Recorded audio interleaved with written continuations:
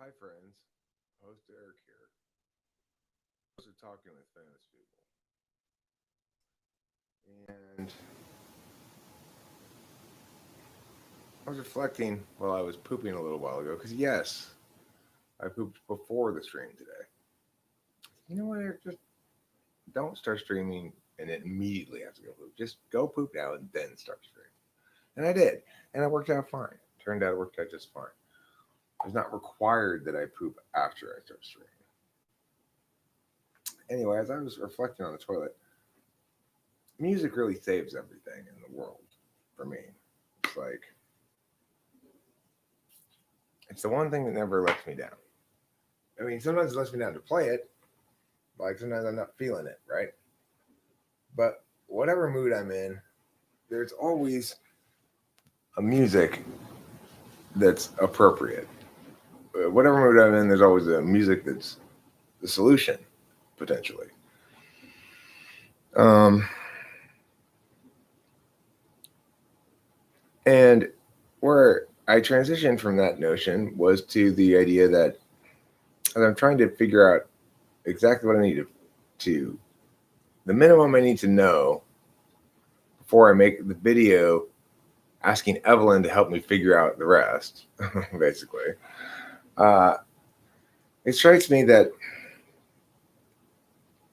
I've been assuming a false reality that your dominant function must express as agent, subject, and object can all just fine. But what I'm forgetting is that functions are subject functions, agent functions, object functions inherently. So there are two kinds of subject functions: interface functions and action functions. And one kind of agent function, knowledge functions, and one kind of object function, deliberation functions.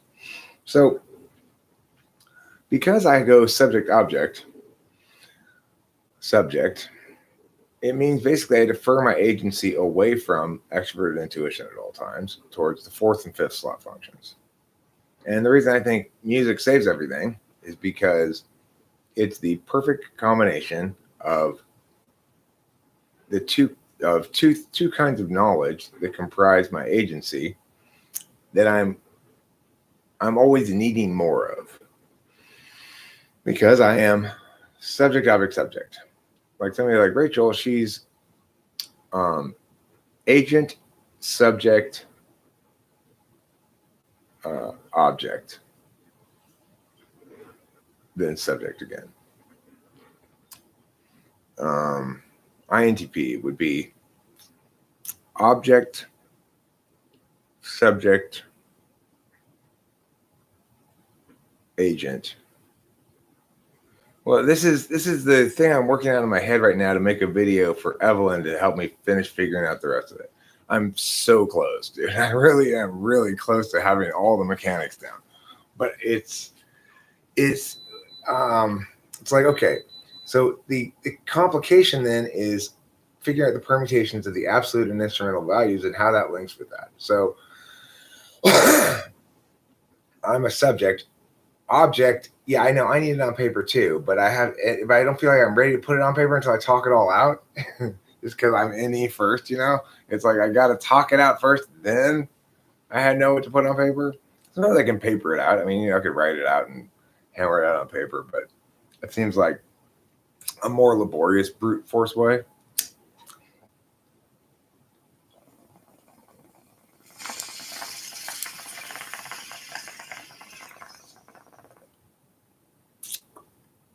But there's a couple pieces that I feel like I do have down successfully, like that.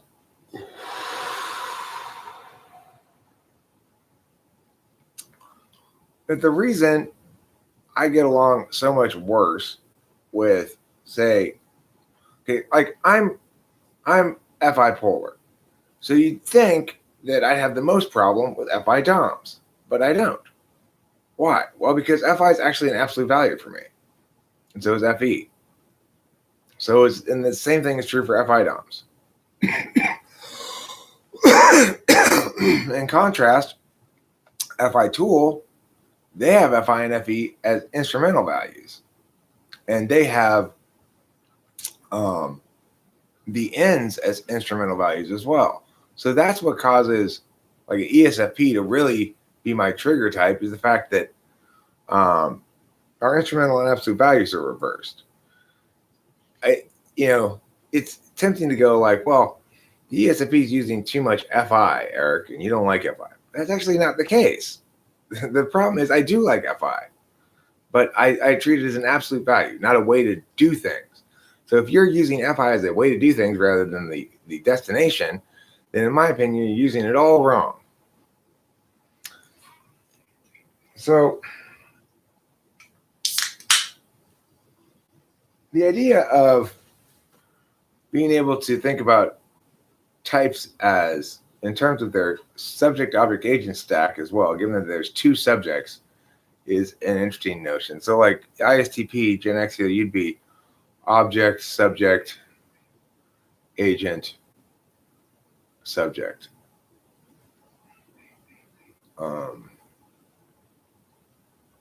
The only two types, I guess, that really have, there's four types that have agent last. The four types that have agent last they have two subjects and objects before they know themselves. The four types that have agent last are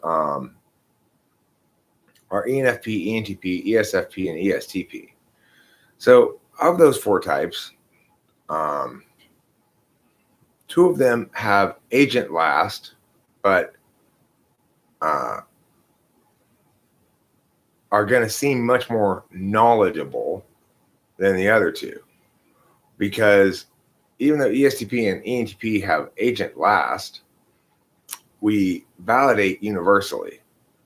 And ESFP and ENFP, they have agent last, but they validate personally. So they're going to seem really arbitrary and not knowledgeable in some sense. Whereas ENTP is going to seem way more knowledgeable than they actually are in a meaningful cognitive sense. Like, I'm not a knower. But at the same time, it's easy to mistake me for being obsessed with knowing things. For example, I'm really trying to figure out how this whole mechanics works, right? I want to know. But that's the thing about being a subject, object, subject person, is it always is going to seem like what saves the day is some kind of knowledge, which brings me back to my topic of music saves the day. Music saves everything. Because for me, it's a combination of two kinds of knowledge that are furthest away from my conscious self, namely my memories and my intuition.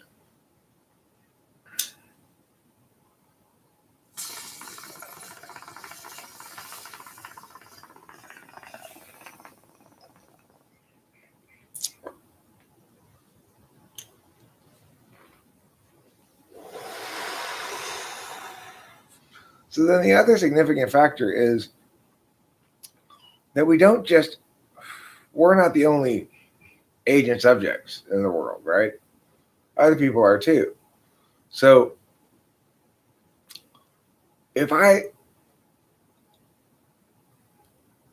go up to you and say, "Oh, Genexial, I am so glad you made it. It's wonderful to see you. Let me shake your hand. And you are one of my favorite people." And just really pour on the FE shit, right? I am rendering you in some regard into an object of my own action, right?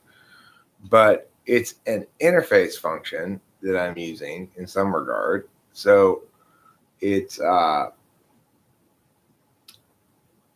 asking you to be an agent, know what I'm doing, and respond accordingly, rather than a subject. Subjects make decisions and take action and stuff. Responding appropriately to a greeting in that regard is not really a subject thing to do so much as it is an agent thing to do, or it's a subject agent thing.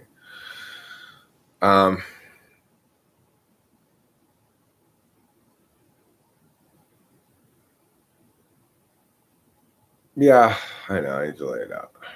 The other thing, Gen X is I really feel a powerful need for a visual representation, some sort of like physical, actual blocks or something I can play with, arrows and stuff, so that I can visualize it better myself because I'm so bad at visualizing. I'm so accustomed to doing everything with words and keeping all the word relationships in my head that when you get something like this, it's fairly mechanical, and I find it impossible to visualize it. Yeah,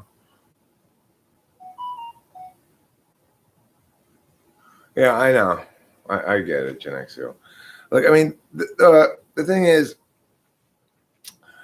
that's the biggest challenge of cognitive functions in general is if a smart person comes and wants to talk to me about cognitive functions and is serious in the sense that they're going to allow for with your PS work. What's your PS work? I don't know what that is. I'd be happy to sit down and work with you on this stuff. Totally. I mean, the thing is, I know precisely what it is that I want to figure out. So it's like if you want to work on something different, then we might have a problem. Um, but the thing is, I guess the best place to start whenever I'm talking to somebody intelligent who is genuinely skeptical of cognitive functions with, an honest skepticism rather than, um, oh, I see what you're saying. You can make an image. Yeah, I actually would like to talk to you about that. Maybe we can chat after the stream a little bit. Probably won't be a super long stream, probably an hour if you're available.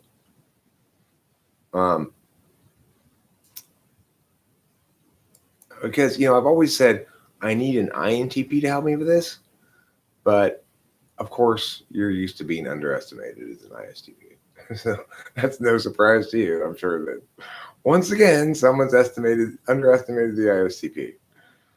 Oh, right? You're smart too. I forgot. Because you're not constantly yammering on about it. What am I looking for? What was I doing? Oh, I know what I was doing. I was seeing what time that typing session is today. I have a typing session at some point today. 3:00.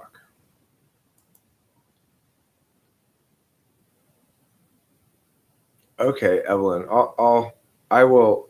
I was thinking about like, well, while this live stream is still small, maybe I'd open a document and start trying to lay out at least what I can. So the thing is, it's got too many vectors for me to, because you've got, all right. So as far as like functions, let's just put the A functions here and then say all the different things they are.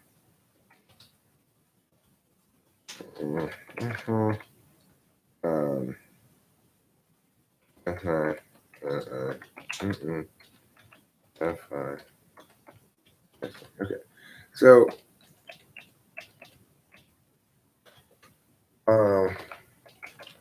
subject,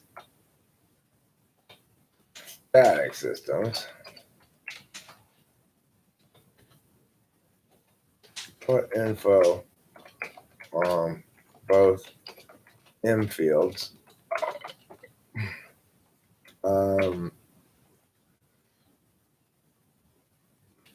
Naturally. So I'm gonna share this document so you can see what I wish I could share my screen here because I should use everything that I did. Let me share this document so you can see where I'm going. Like basically, questions for smart people. People smarter than me about this shit. Okay.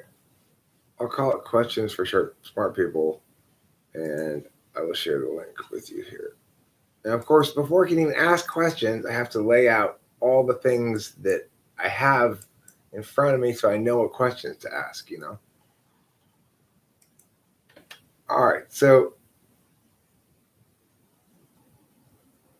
okay, that's fine. Genexial. Is the object, subject, agent specific to a function, a slot, or both? Okay, so any is naturally a subject. It's not specific to a slot. Okay, so in other words, your dominant slot is an agent or whatever. Any is naturally a subject function. What is it's therefore it's least naturally an agent function.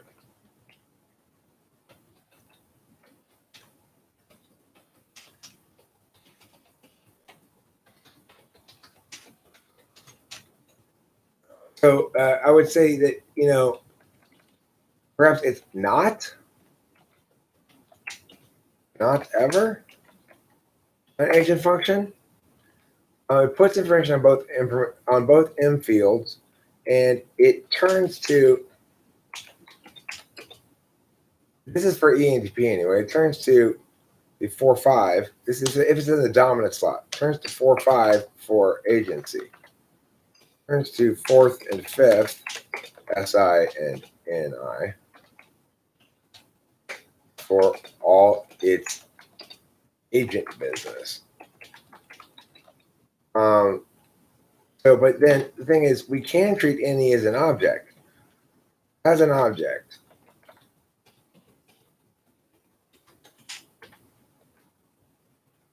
Actually, those who NE onto the external M field put objects there. Those objects are those objects NE objects? No.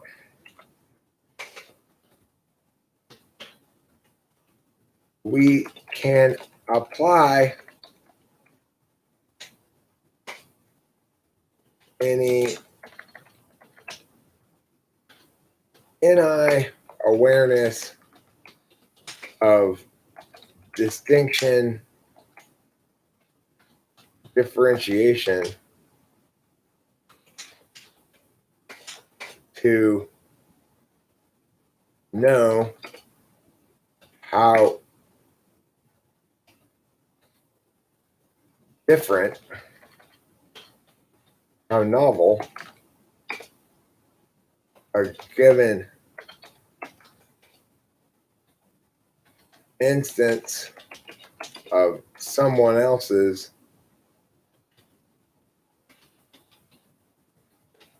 ideation is. Yeah, period. So it's like, okay, that's for any there. So then TI is naturally an object function. Now in the dominant slot here, so this is functions for ENTP, I guess I'll put here. As dominant function, it's going to be the legitimate absolute value. As a dominant function, it's going to be absolute value.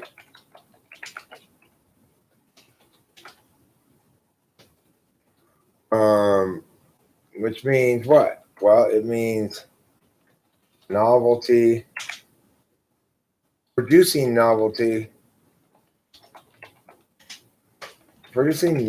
stuff, novel meaning objects is prioritized.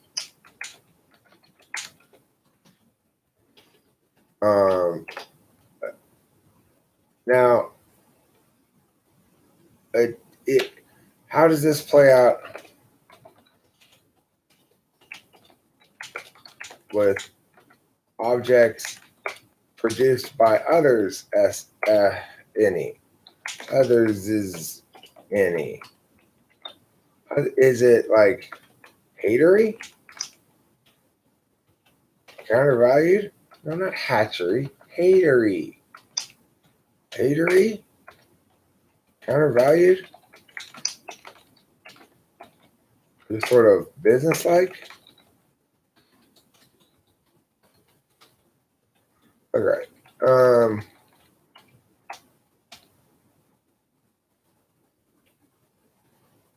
Produced by others.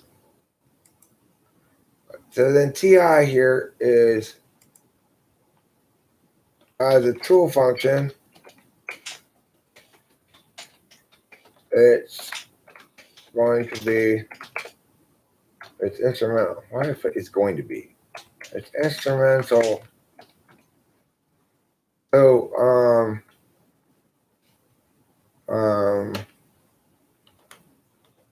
it's also one of two distinct frames for your dominant. So that means, like right now, this is NETI. Making jokes is NEFE. So, so it's not omnipresent, right? It's an object function. Naturally, it's an object function. Naturally, in that it determines stuff about objects without acting upon them.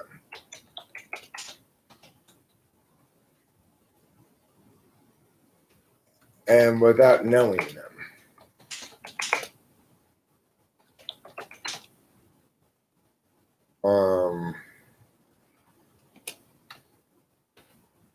It's also an object function in that FI, at least, is experienced as though you were the object of someone else's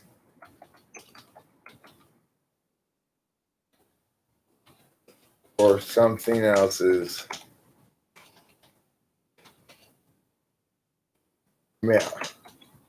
It's like external locus of control.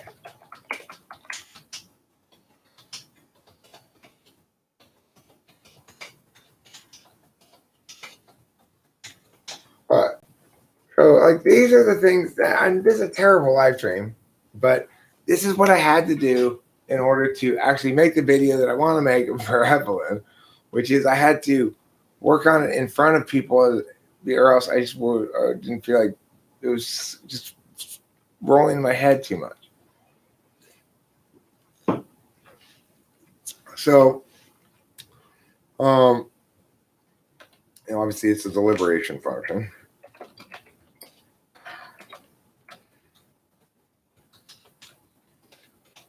So, it attends on the relevant fields. It tends to objects on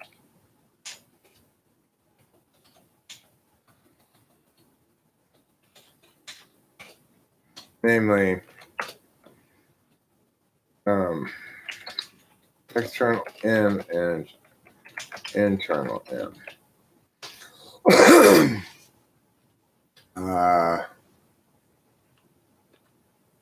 It gets information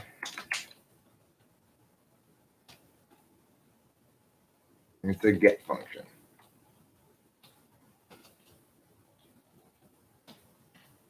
Better way of putting that. Okay. What other things should I put down that I know about these things? Okay, so and then so I said instrument body, right. It's least so it's naturally an object function. It's least naturally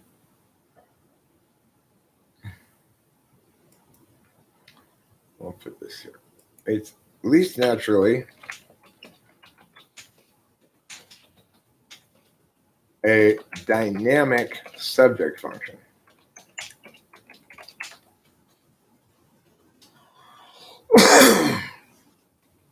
So, namely, an interface function.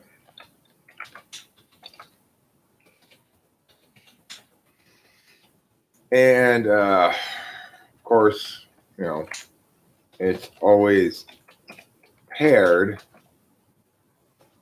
if in the 1-2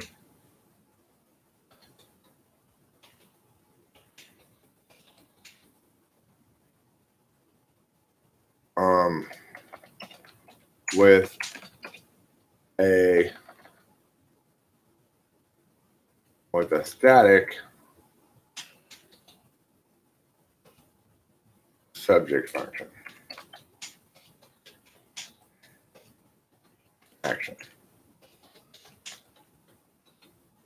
Okay. So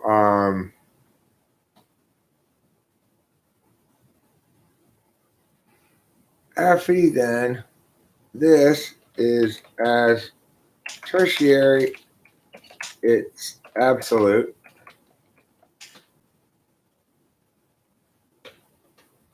Scorecard function.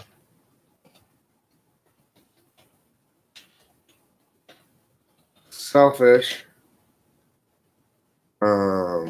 application of the attentional manner.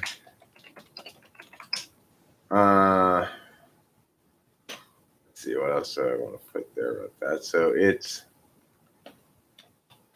naturally a dynamic subject function.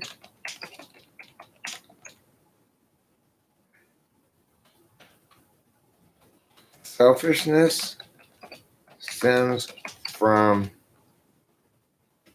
natively static subject nature.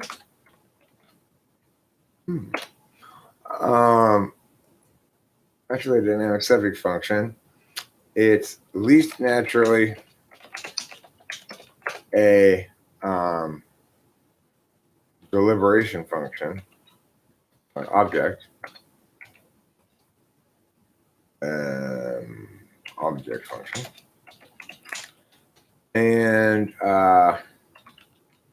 what else do I put in these things?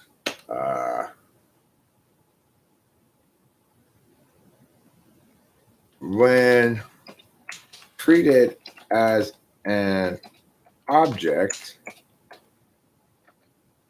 it comprises words about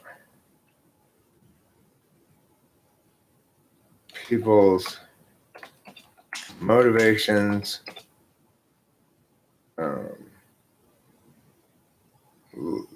responses, likely responses, words, likely responses, etc.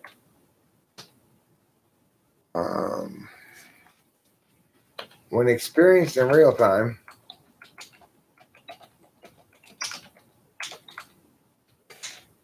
the dynamism aspect, the dynamism of it is only realized when both parties attend front stack with this function. only really realized, only fully realized. It's like half dynamic, you know.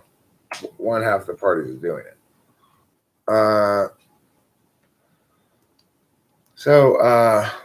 But real-time dynamism, real-time dynamics requires a non-deliberative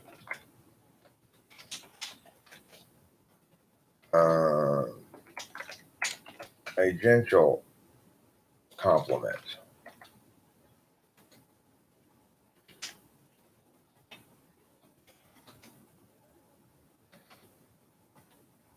A knowledge function. Okay, so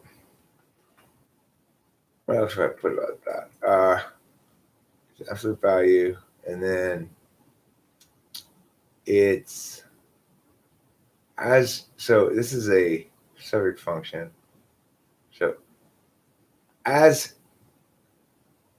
it's like, whereas this one you put for it's an object function, but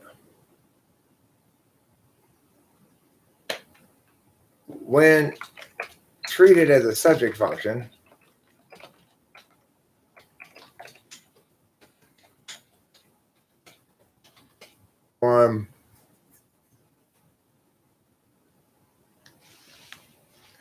I guess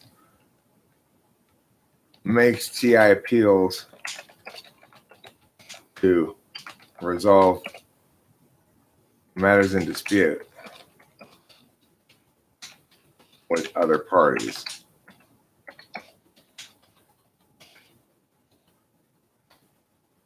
It's the static alt to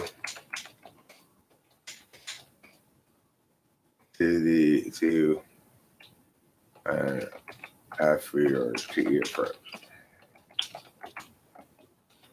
Okay. And since this is furthest away from an agent function, no, it's furthest away from a dynamic subject function.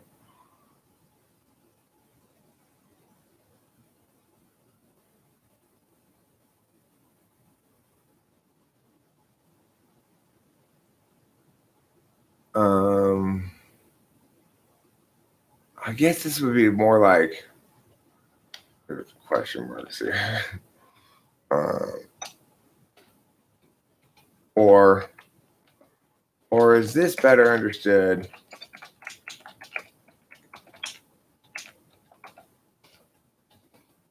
as symmetrical? Like somehow TI works as agent object,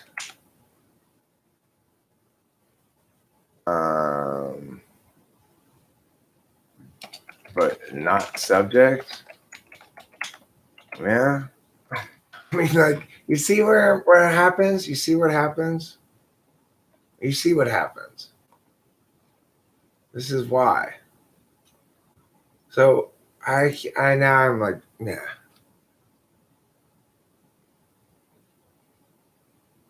Yeah.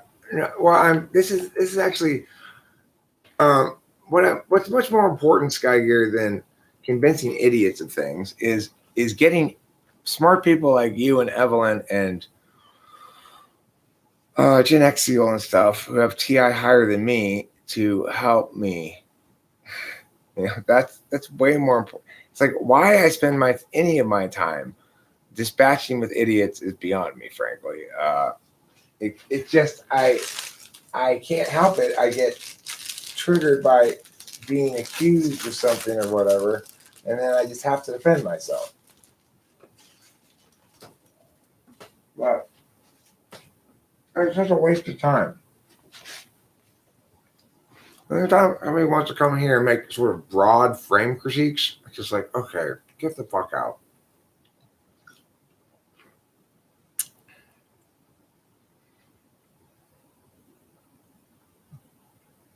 Like, here's the thing. What I mostly face in terms of people coming in and wanting to critique stuff are people saying, I have my doubts about MBTI. Um, saying shit like,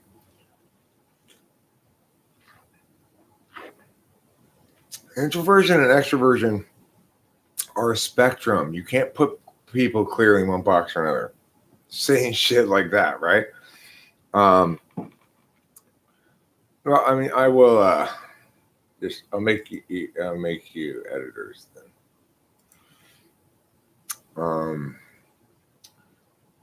Change.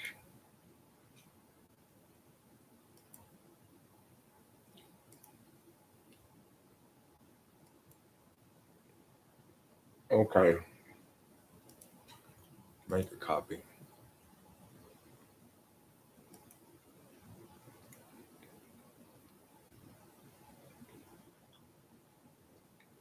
Okay. So feel free to type stuff into this. You get the gist of what I'm trying to do here.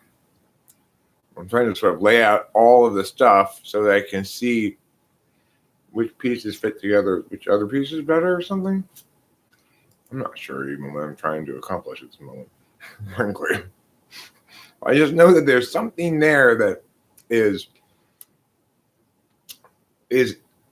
squirreling out of my grasp.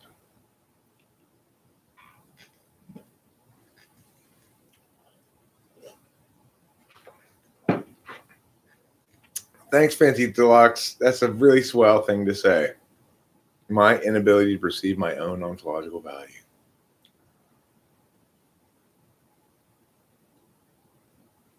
I'll make you a mod temporarily, Fancy Deluxe.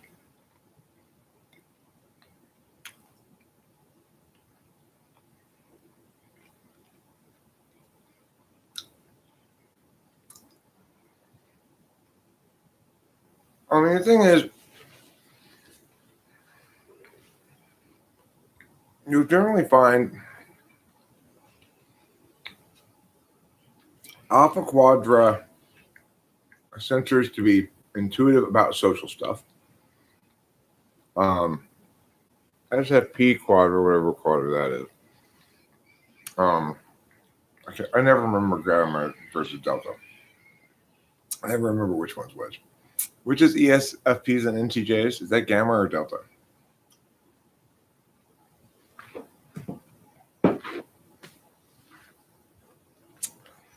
Regardless, that quadra, I think those sensors are the most intuitive about art. So, of the sensors, I think, your STJs, they're going to be the most intuitive about real world systems, like getting the paperwork all turned in and shit. And,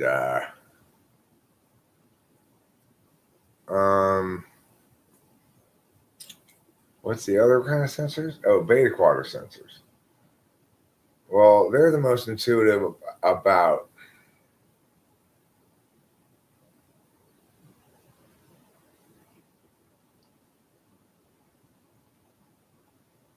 I guess they're not the most intuitive about anything. Sorry, Gen X.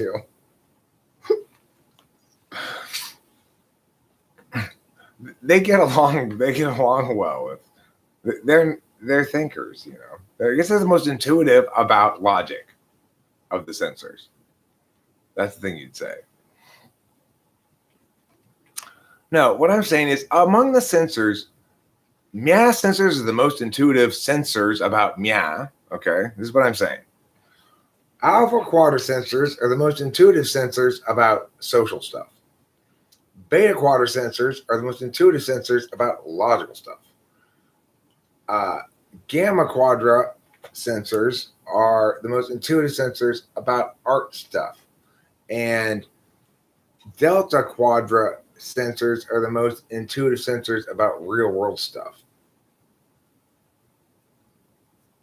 That's what I'm saying.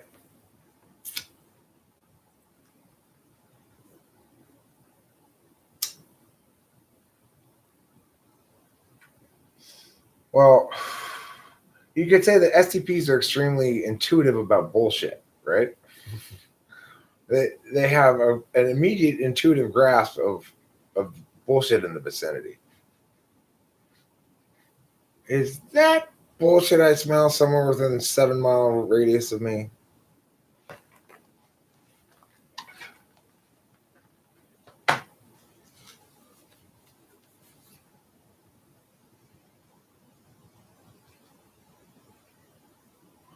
ISTP and ISFP seem so thoughtless.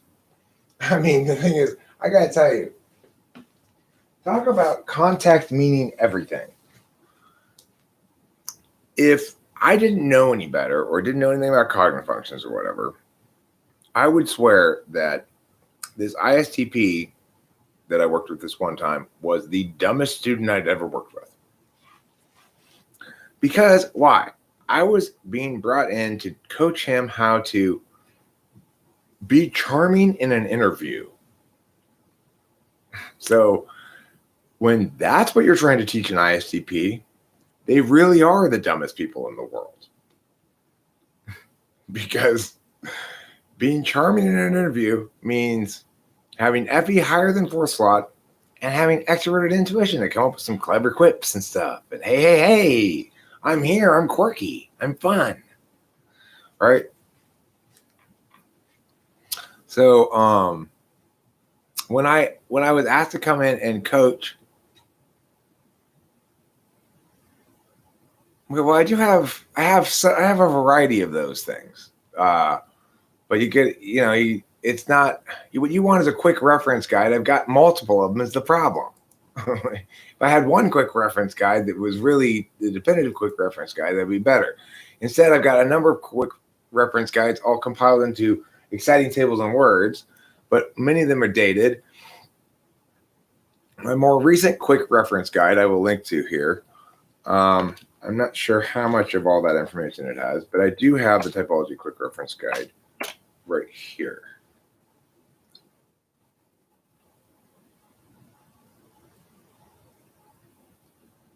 Now, look, the problem with this typology quick reference guide is this is the thing that I'm trying to finally resolve that I was wrong about. So for a long time, I talked about aspects. But aspects, the reason aspects seems like there's aspects is because,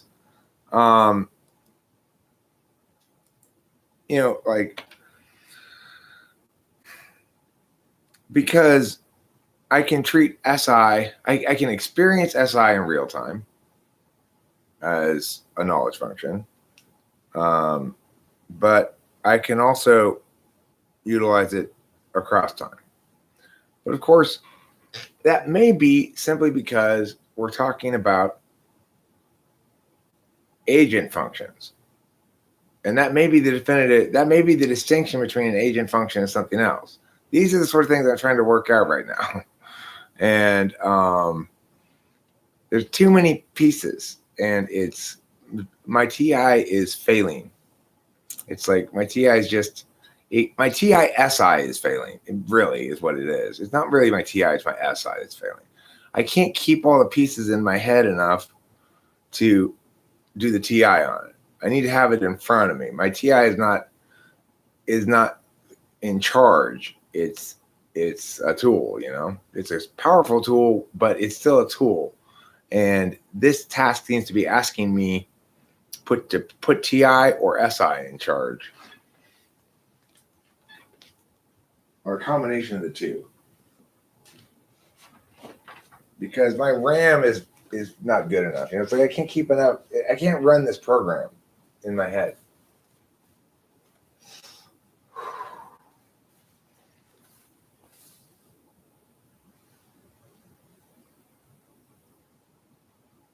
ISTPs are so cognitively opposed to me, I don't understand how you can even listen to Eric.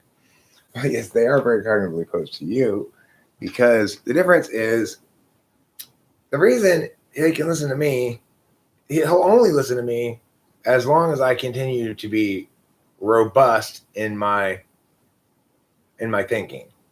So if I were sloppy in my argumentation in TI, he'd throw this aside pretty quick. The reason he's still here is because I haven't invalidated on his TI yet, and it's not always the case that ENTPs are as fair in their argumentation as I am.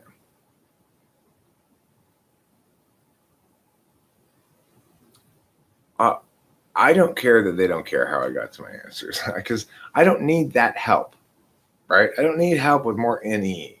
My problem is I have too many NE things here. I've done too much NE, and I think I've got all the parts now, but now I realize, oh, well, now that I've NE'd out all the stuff, that's too much stuff for me to figure out, because I know how I figure shit out. I can handle about 3 variables, and that's it.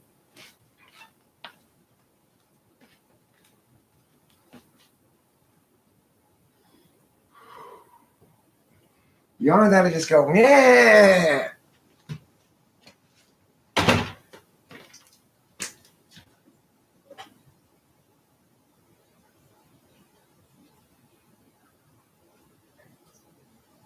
Then it just becomes hard work.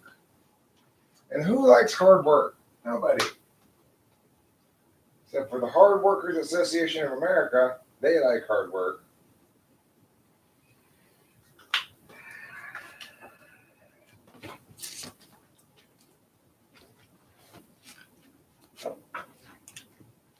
How do I deal with TI polars? I get along fine with ENFPs as long as we're not talking, as long as we're avoiding confrontation. So when I talk to Rachel's dad, for example, well, I've talked to Rachel's dad now under a few. I'm gonna unmod you in a second, Vinci Deluxe. I just put you a mod because you wanted to post a link. I'm assuming you're done with that.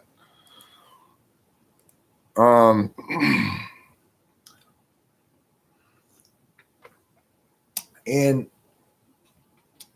some of the initial engagements between her dad and me, I was coming in with my scold stick raised high. You are going to be shamed by me for how this is playing out. And he did exactly the right thing, which is he was ashamed of himself for all the right reasons.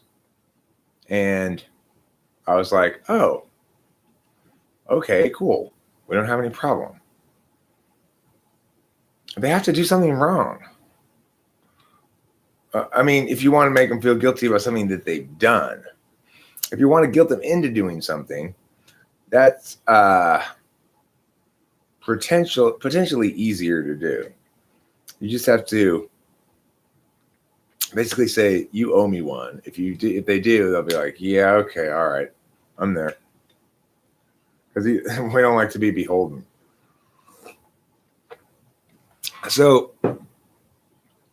the thing is, right. But so when, in that regard, because I was attacking him on an FI thing, he used his tool function and was very, very honest and fair about the thing. Basically, I was attacking him for not being for letting his daughter be treated that way. And he didn't have any defense. And it's also the case that when we talk nowadays, I can tell we both make an effort to avoid, we can see and smell where the points of conflict are, and we make an effort to avoid them. And that's really the thing. ENTPs and ENFPs can get along fine if they're both mature adults who are aware and want to avoid the conflict points. If that's the case, then fine, no problem. Like Delilah and I have a lot of potential conflict points, and she's an ESTP. Well, not a lot, but some. She disagrees with me about some things, and she has some FI boundaries in areas where I don't think it's appropriate or necessary to have FI boundaries. But, I've noticed this is true that even for very logical women, abortion is an emotional issue. So she doesn't like to talk to me and have a real discussion and argue out that particular point because I don't know, it's an emotional issue for her. And that's atypical. She's not normally one to arbitrarily draw boundaries around legitimate things. But she also seems to be FI involved in the notion of race to some extent. She finds my transracial status offensive, and so I try not to get into any of that shit with her. We don't argue because why? We have FI as an absolute value. We value the relationship way more than we value being right about anything. The difference between that and my interaction with ENFP dad, Rachel's, is his FI is instrumental. Mine's absolute. His TI is absolute. Mine's instrumental. My FI is shitty as fuck, and his TI is shitty as fuck. But the big difference is we have a shared thing that's more important to each of us than any of our differences might be. So, that he feel as though I'm wonderful for his daughter and he's thrilled that I'm with her is important to me.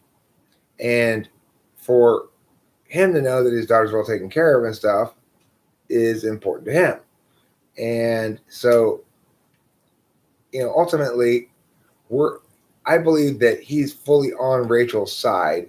He just got pushed around a lot by a very domineering wife. So, I'm sorry I didn't answer your question, Mackenzie Hoffman. I saw it earlier and I looked at it and was going to answer it and then forgot it. You had two questions I haven't answered, in fact. You had one way back there that I was going to answer. Way back in 1922, I believe it was. Quite a while ago. Make him sad. How do you teach him about FI, make him sad? I mean, the thing is, I have a few instances very precisely that I can think of where I did actually use FI as a subject or, however you want to call it, where I guess as an agent in some sense, that I applied it to decisions about my own life.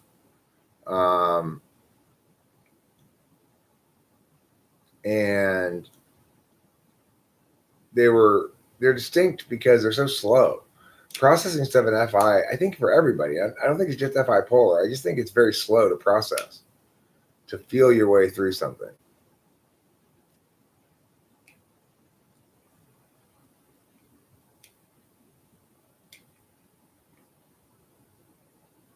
Let's see here. Uncrustable indeed. If it has crust, it's not for me.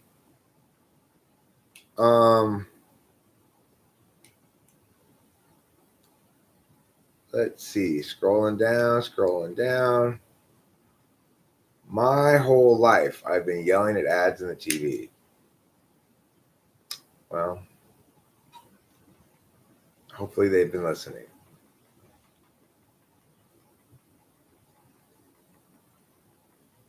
Yeah, I know.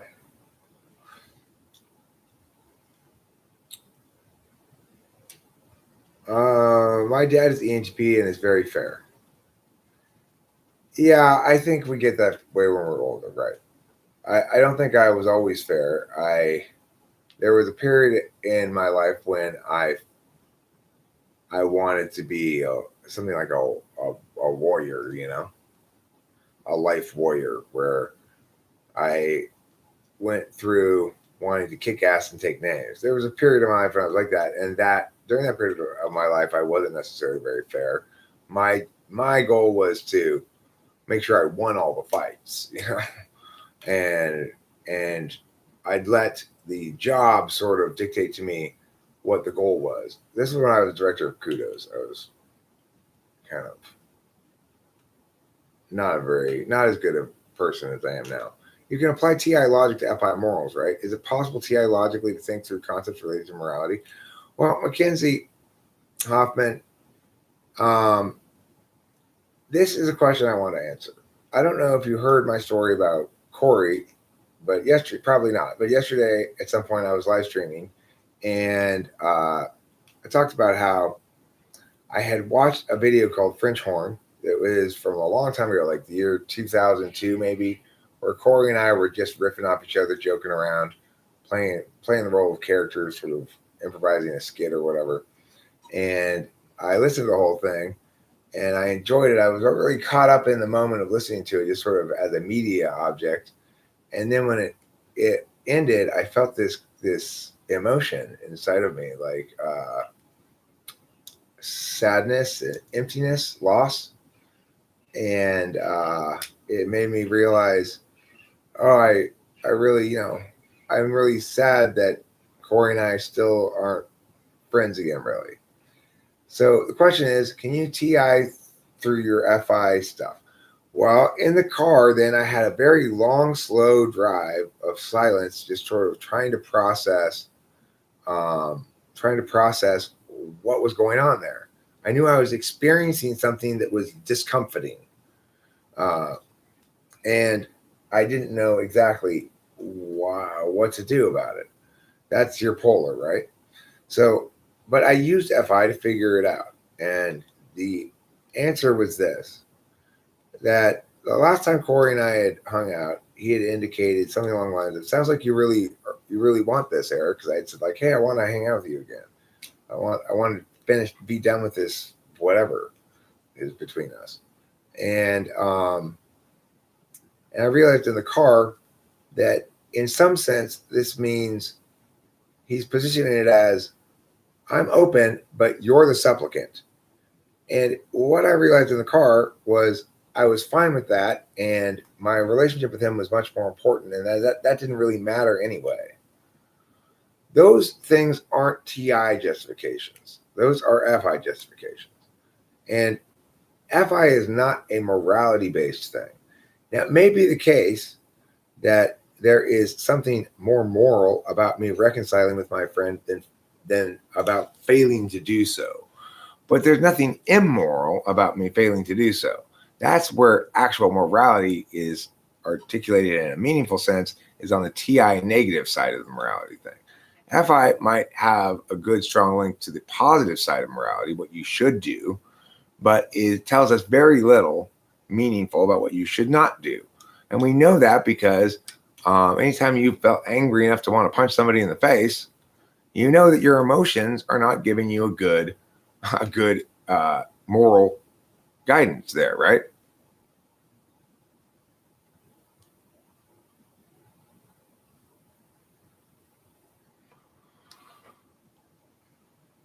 I mean, answering there the same as not define FI. That would be not inconsistent with an FI user. The kind of answer that's inconsistent with an FI user is the kind of answer you gave. Oh, I'd drown the puppy because it would fight back less. In other words, you're only concerned about your own interests. You don't care about, you're thinking, how much hassle, how is this going to impact me? Interestingly, FI awareness is an awareness that it's going to impact you a lot negatively, badly. It's going to make you really sad. It's going to leave a psychic wound on your soul. It's going to be very traumatizing. But FI polar people have a very easy time of distancing themselves from hypotheticals. So we are very far from actually putting ourselves in the position of either the puppy, the kitten, or ourselves in that moment emotionally. No, you're not, Mackenzie Hoffman. This is the fucking misconception about FI polar people. FI polar people are some of the most emotional people you will ever find. I cry constantly. Delilah, my daughter, FI polar, cries all the time. Cries the drop of a hat. One time we got a letter in the mail in Temple City and it was addressed to the cat. And Delilah burst into tears. Oh my God, the cat got a letter.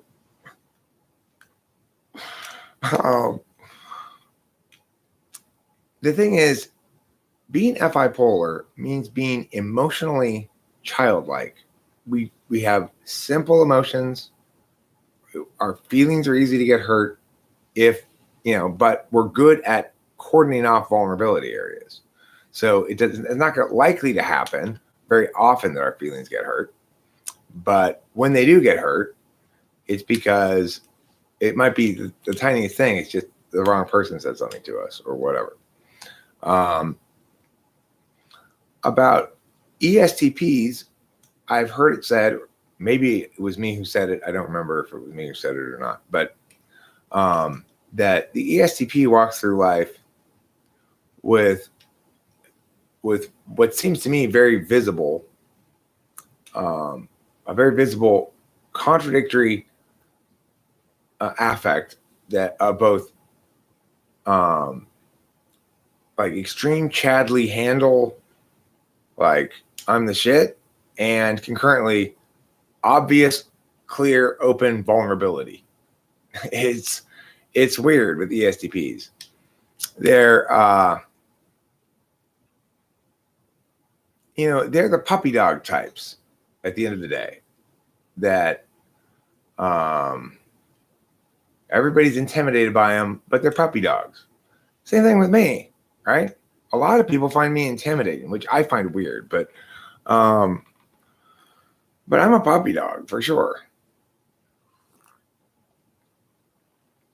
Did you see Delilah on the channel the other day? There's a video. If you want to see another girl your age who's an ESTP, my daughter is, and she was on a video just let's see, yesterday, 2 days ago. It's called Full Frontal Shaming Clinic. No, it's not called Full Frontal Shaming Clinic. It's called Hot Topics and Trending Truths. Is that what it is? I believe so. I believe it's Hot Topics and Trending Truths. And she joins us about 20 minutes in or something like that. Oh gosh. Yeah. Here's the thing. He's great. People attempt to do spiritual stuff. I think that. Love him. Sorry. The thing that makes meditation difficult is not. Okay, so I'm going to share this video, and I'm going to click that box that says start at 3412. That way, I'll put you the link of this video where she comes in, because she's not there for the first 30 minutes. Hi, Utter Self. But Mackenzie Hoffman, check out that one. This is very recent, though. This is from 2 days ago. And if you watch her a little bit, she doesn't seem emotional. She seems like tough, pretty much, basically, through most of the thing. She's intimidating to, I think most of her same age peers. But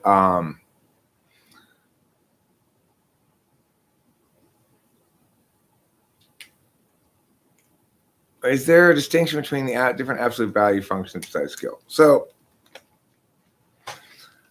my take on it is that links to the subject agent object thing. So because FI is inherently an object function, I more or less can only use it as an absolute value as an object function, which means I can't use it at all. I can only experience it as an absolute value. Whereas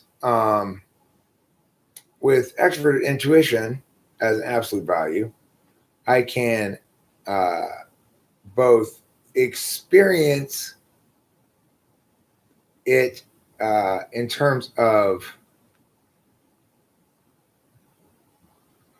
like I do like things that are novel, whether or not that comprises an example of me using extroverted intuition as an agent or not, I'm not sure. It's like the values that cascade down seem to be linked to slot, but the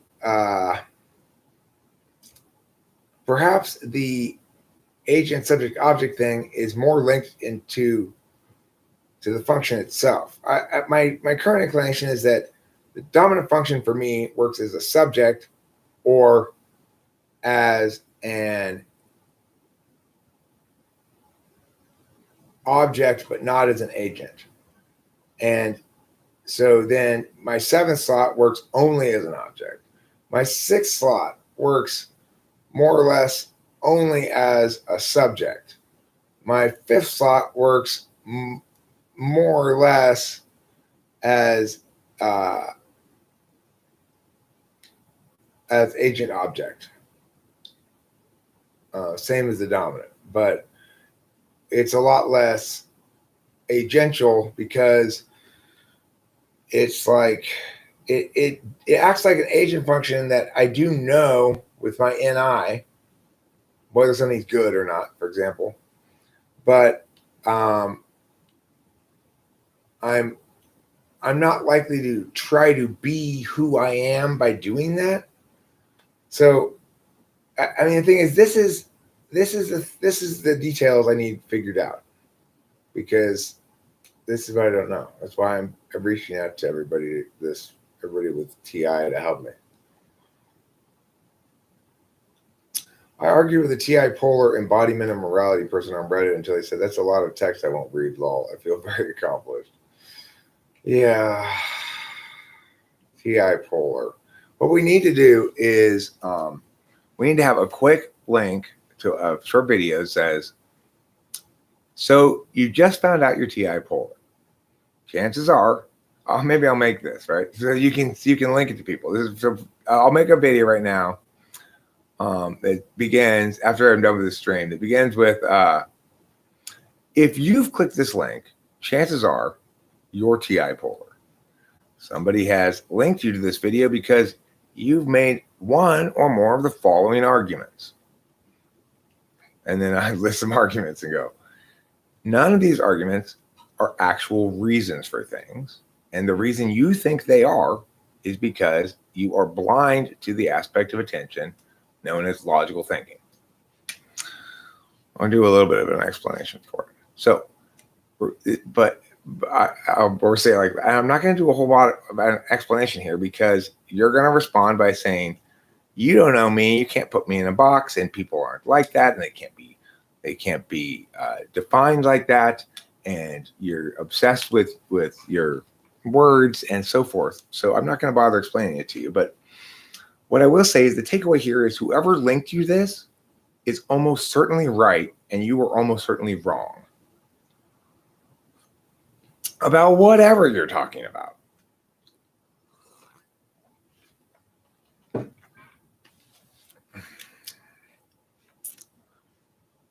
Is it difficult for TI polar to understand mathematics?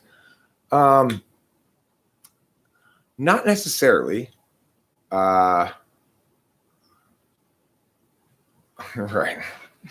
It's like I think the kind of math that's most difficult for TI polar is geometry.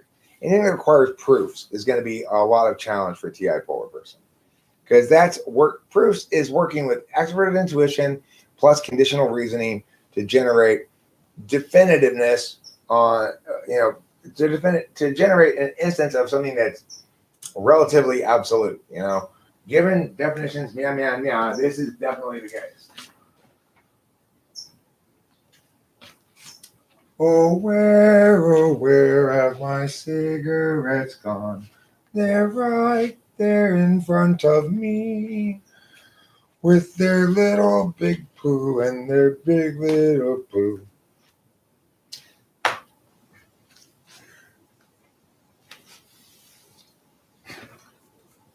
So you're TI polar. Abandon all hope? No. So you've been diagnosed as TI polar. TI polar after the diagnosis.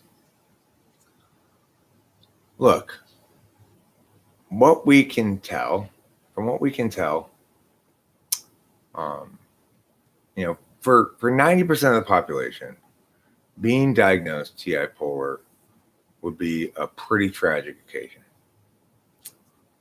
Fortunately, if you really are TI polar, you'll never understand what I mean. Sometimes ignorance truly is bliss, and you exemplify that, my friend.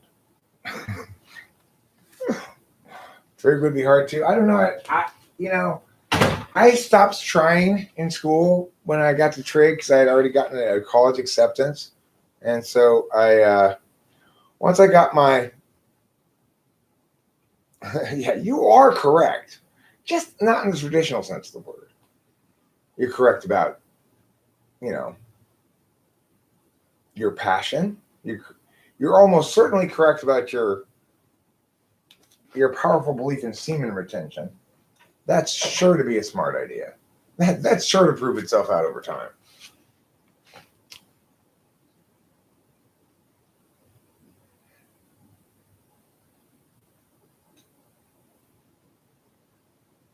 Yeah, 50 deluxe. That is true. TI polar, knowing better about the power of believe than any other type. I suspect he got that from me because or from somebody who got it from me, because I pointed out that the textbook ESFP character is Naruto with his believe it, I will be Hokage. True, I have no talent. Also, I'm an idiot. It doesn't matter. I've got passion, goddammit. I've got passion and guts, and I'm going to be the Hokage. No matter what. Like Brittany and her ENTP hood, right? I am an ENTP. It doesn't matter that I can't do any logic problems of any sort at all. You don't know me. You haven't walked a mile in my shoes. I am an ENTP.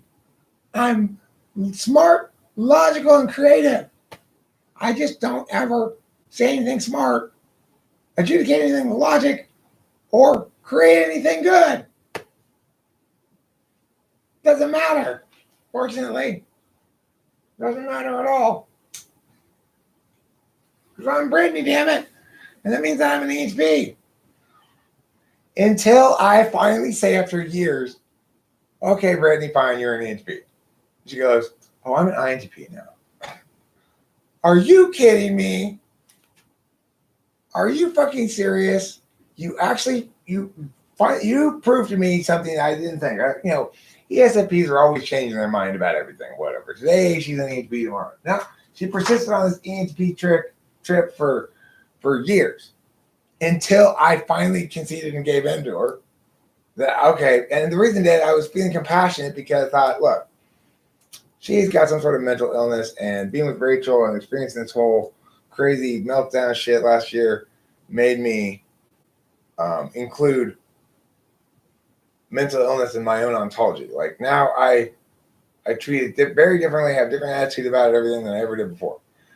That's SI, of course. SI person who until you know it yourself, then you don't really know it. Regardless, once I decided to be like, okay, that's mental illness. So then I said, okay, well, Brittany, you know what? I'm not going to ever argue about you being an HP again. Just you've earned it by your just insisting on it for so long. Just because I felt like she probably had something going on, and bit me in the ass.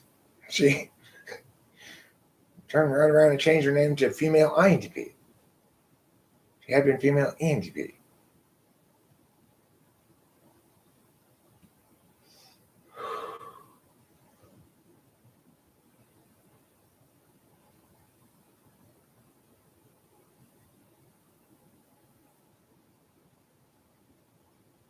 Sometimes ignorance is bliss. Yeah. I mean, there certainly are occasions when, it's like, let's say you're on a basketball court and you've got playing 5-on-5 full court. And you've got 9 people who play varying degrees of basketball with varying degrees of skillfulness. And then you've got one person who thinks they can play basketball well. And just imagine how the game goes, right? So Joe, who's the one who thinks he plays basketball well, he just grabs the ball and starts running up the court, no dribbling. And then he just sort of throws it towards the basket and goes, 2 points. And everyone's like, it's time I stop it. Hey, look, we're playing basketball. Do you know the rules? You know the rules, right? Of course I know the rules. I know the rules better than you. I've been playing basketball for you. I'm one of the best basketball players ever. Okay, so you know about dribbling, right? Yeah, I know about dribbling. I know all about it. All right, game on. Then he comes and tackles you. And you go, this is not football, fucktard. We're trying to play a basketball game here. Not only, it would be fine if you were a terrible basketball player. That would be fine. Because then you just, you'd get the ball stolen from you or drop it out of bounds or make bad plays. But you're not just a terrible basketball player. You're a terrible basketball player who thinks he's a better basketball player because he's transcended the rules of the game.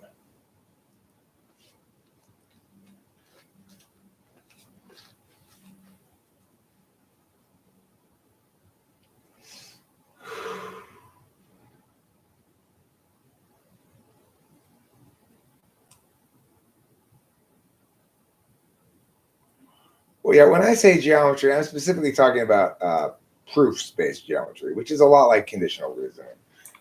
It's just the only difference is the axioms are provided by math. So instead of being whatever you assign them to be, basically, the premises in geometry are provided by the shape that's given to you by the teacher, or whatever, the triangle or the square or whatever, And don't tell me how to play basketball. I was born talented. You don't know me. You don't know how much basketball I play. You don't know how good I am. Your idea that I have to dribble the ball, it's like you're just a slave to your frame of reference.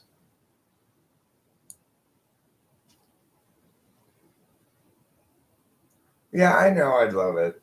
I've looked into it a little bit, but I don't have I'm too old, basically. If you're gonna learn something like that, I'm too old to direct myself to a big learning project like that. If I were gonna learn something,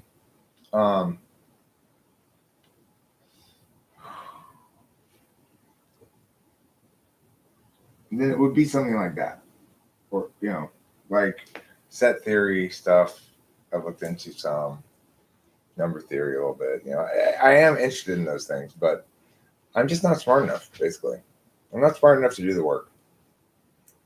I mean, I'm not smart enough to do little enough work to get it to make it worth my while. I'd have to if I were,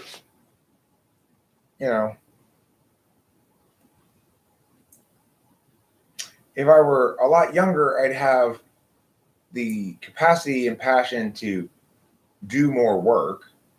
If I were a lot smarter, I'd be able to get it all with doing less work. But I'm neither, so there you have it.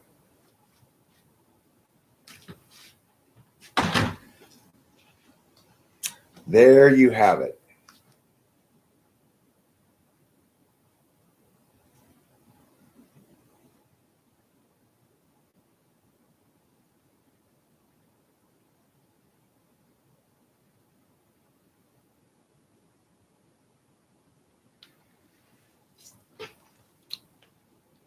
So I'm still not happy with my vocals on this thing, although I'm more happy than with the last vocals, Skyger. I'm glad you said what you said. I love INTPs. They tell me the truth when I need to hear it. But yeah, so I redid the vocals on this.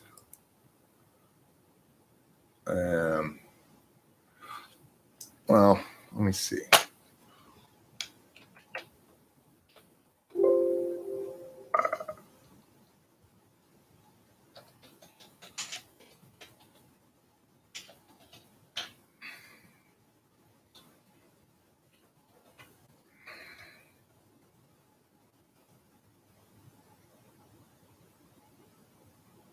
Kickity Mix 2. And then, yeah. Yeah.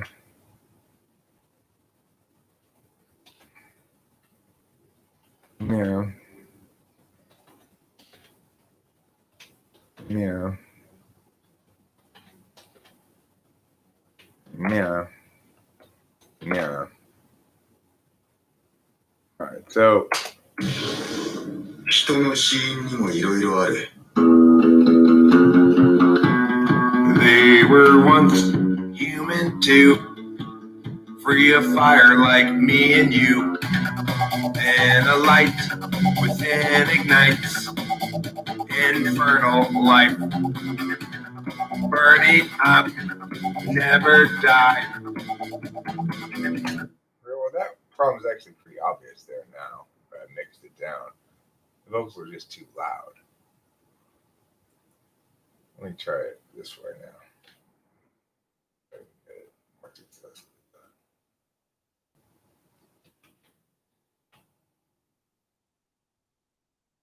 Mix 2. Yes, replace that one.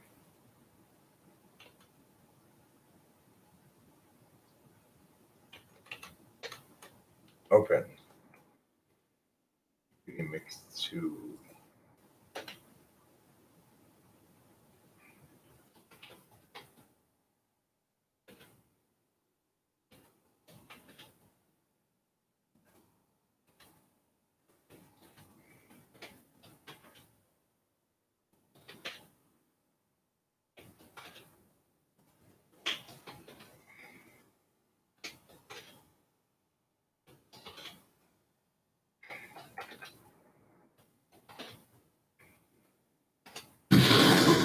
人の死因にもいろいろある。They were once human too, free of fire like me and you, and a light within ignites infernal life, burning up, never die. Vocals are still too loud. Go down like 2 dBs.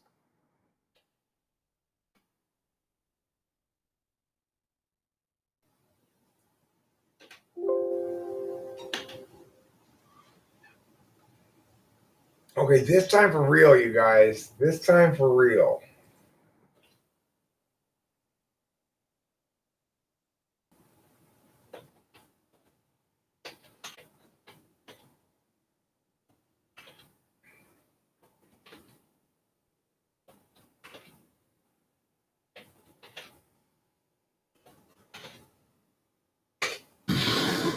人の死因にも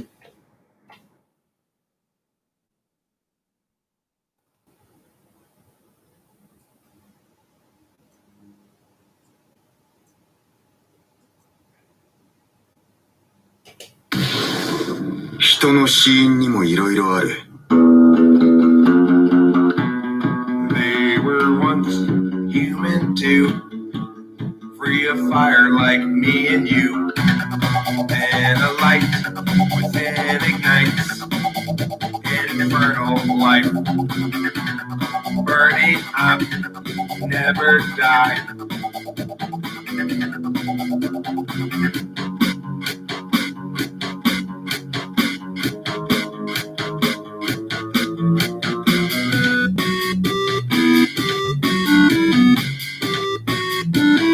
Sister, 太陽神の地域を得られたんですよね。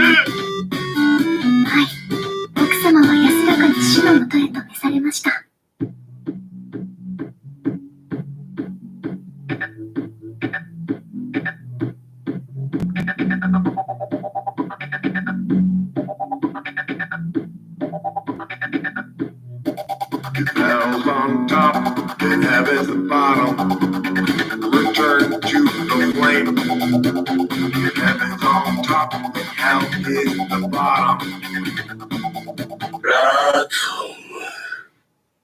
I fixed the end decision. Fix the end up. Anyway, I'm still not really happy with the vocals, but it's better than it was before. I think I might have to try to have Rachel sing it.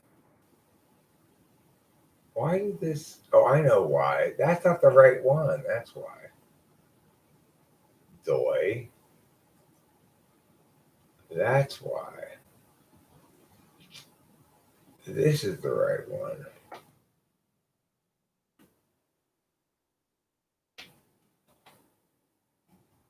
Yes, that was totally the wrong thing.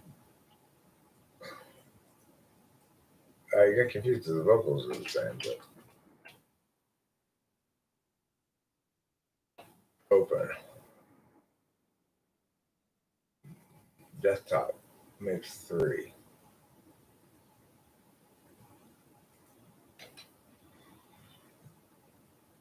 All right, well, that looks better going in too, which is nice. And needs less compression.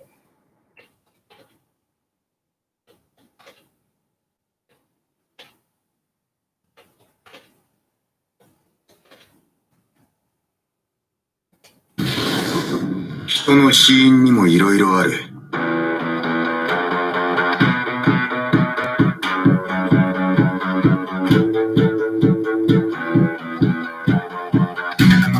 They were once human too, free of fire like me and you. Then a light within ignites infernal life.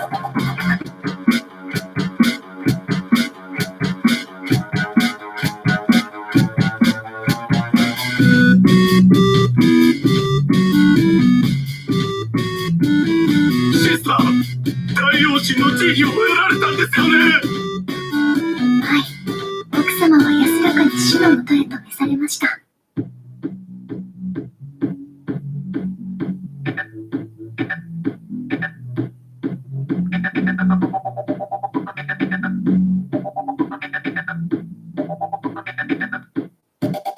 Hell's on top, and heaven's the bottom.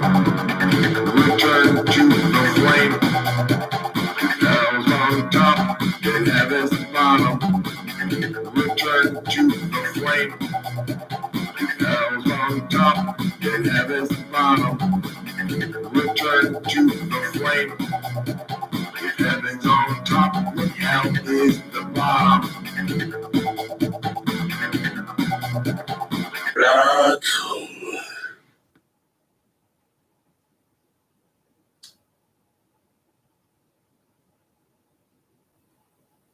It's coming together. It needs some things.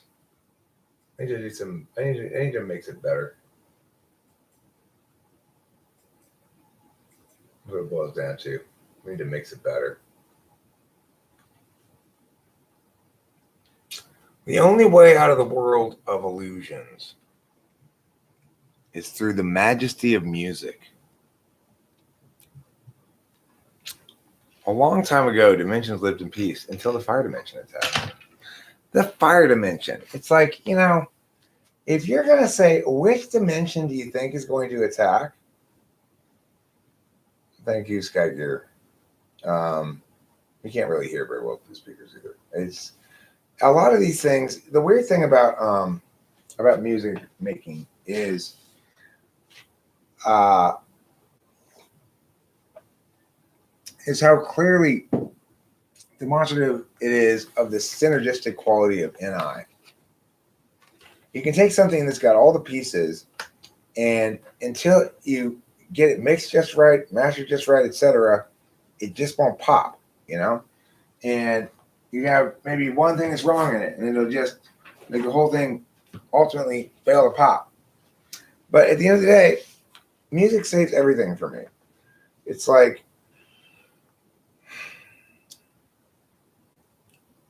it's understandably, logically, from my function perspective, my relief to receive instead of to make. to receive the glorious truths of Fire Force as I watch it and am delighted and go, it's over already? And then I go to the next one. Yeah, music is God's language. And we know this because of all media, music is the only one that has potentially infinite replayability. Like,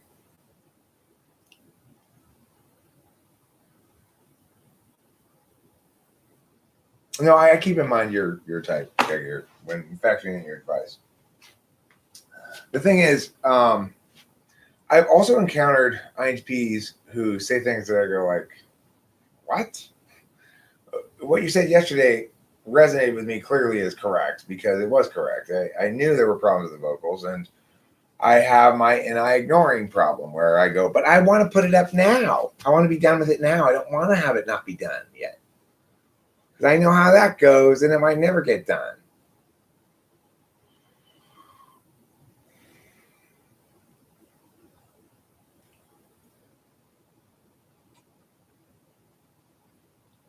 Yeah, well, I mean, most importantly for me, I can feel alive when listening to music or playing music, depends, you know. I never feel better and more alive than when I'm in a pretty good mood and Rachel and I are driving someplace and some fucking great song comes on from the playlist. And it's just like, fuck yeah. Sure, go ahead and TE me.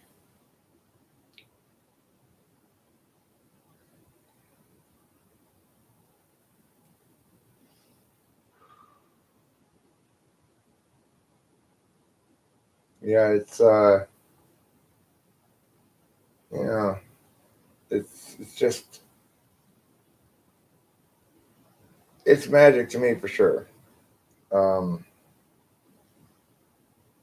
Gives me goosebumps, brings me to tears, makes me inspired or uplifted or whatever. It's powerful beyond anything else.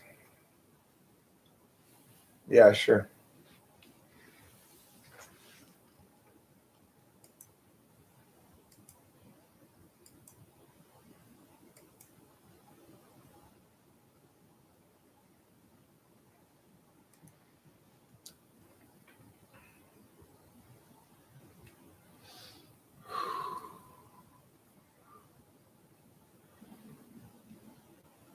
You know, I really think that when Rachel and I practice it some more and get it down, that this song we're working on together, getting to produce together, is going to come out really good.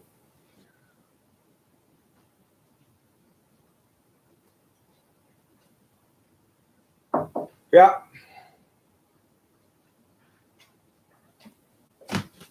Which is because I think it's the battery in the. I changed the battery and I changed the battery.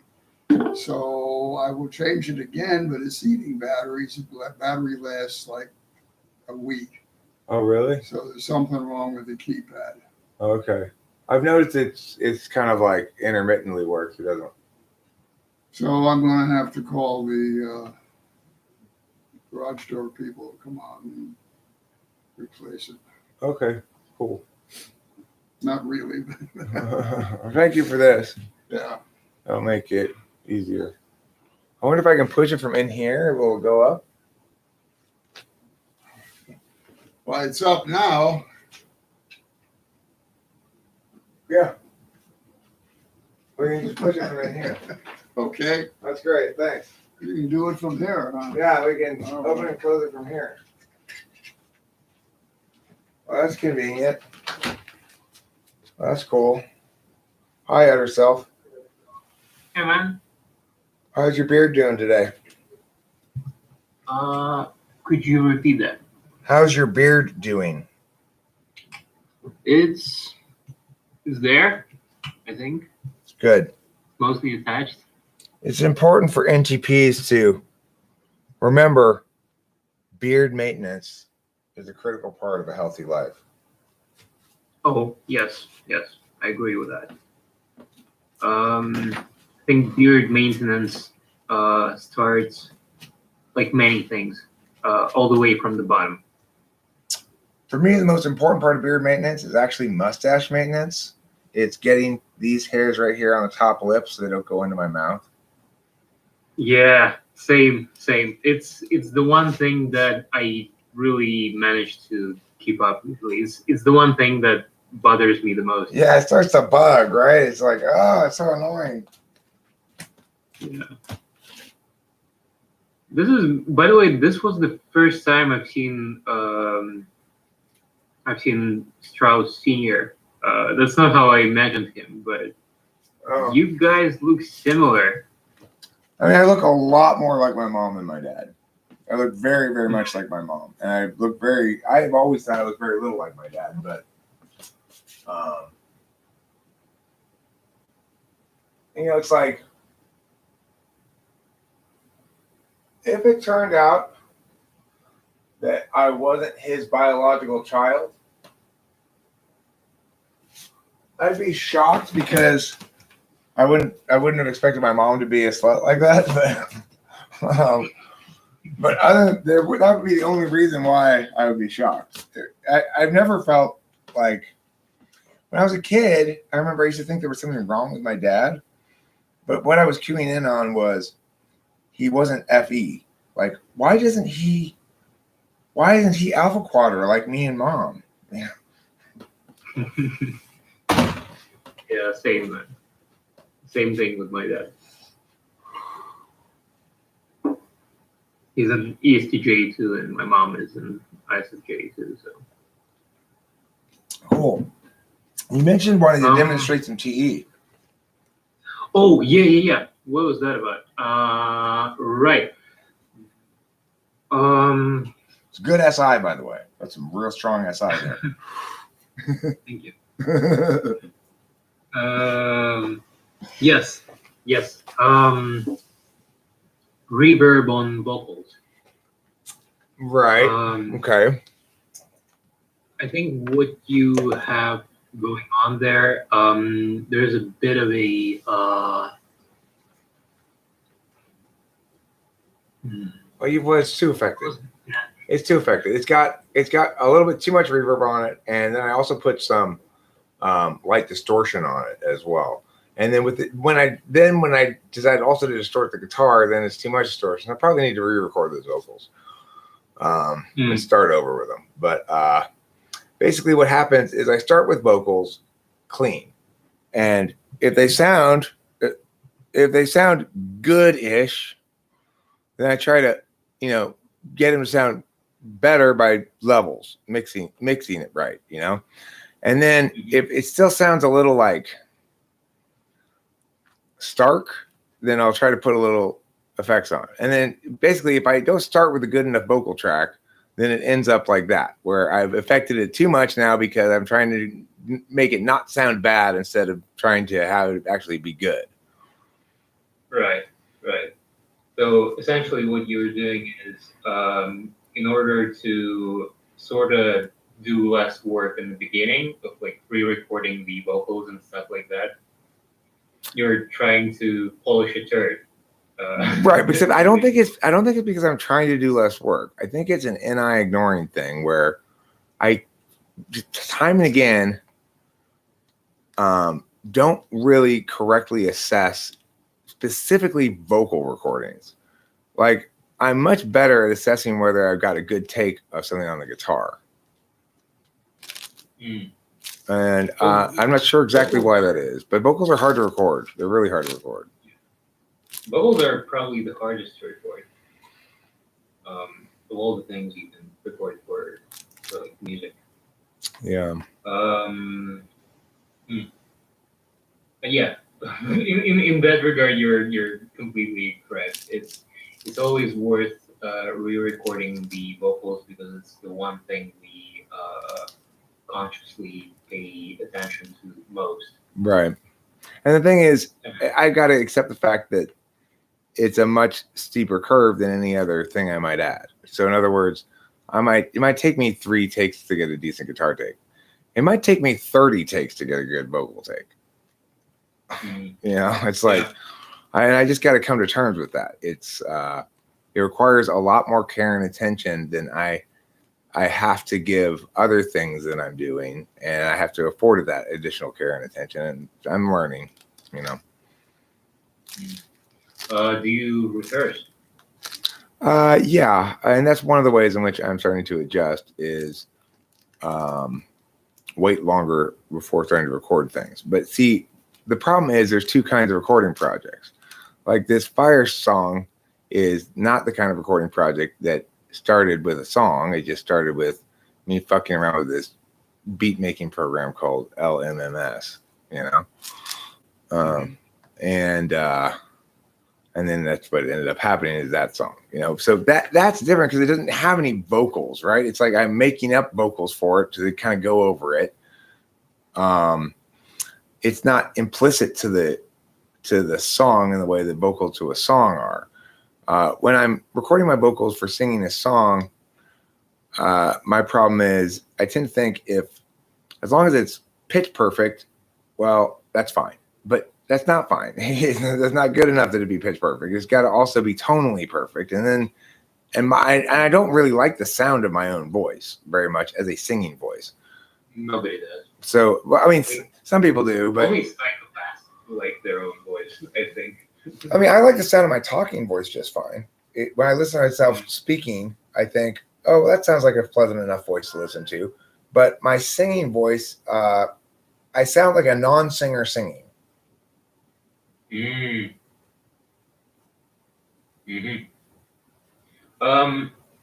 Okay, well, let me put it this way. The track you just played, it has a certain Kraftwerky aesthetic to it. Oh, So, yeah, Kraftwerk. I love Kraftwerk. Yes, yeah, me too. Me too. Yeah, I mean it in a very good way too. It's actually aesthetically kind of clicks. Cool. So having a little too much, having like certain specific reverb in there, it actually works very well. Okay, So well, it's how they used to, like back in the day when people weren't too like particular about reverb, back when it was all still very fresh and people experimented more. So I just used factory preset vocal 2. Yeah, well, I mean the factory presets, the presets in general, they didn't appear out of nowhere. Right, yeah. So I didn't intentionally. I wasn't very creative in my use of reverb. I just said, well, let's try factory preset vocal 2. I don't know. You were very correct in that, by the way. It's when you start going like, maybe I'll try a little bit of this and a little of that, and once you go off the rails, it's you create a situation which you would have to put a lot of effort into in order to like fix it, to bring it back to sort of more. Usually, if I want like good sounding reverb on vocals, I'll use preset vocal 1, but I'll turn down the wet a couple dBs because it's still too much reverb for me, and the way that the preset is.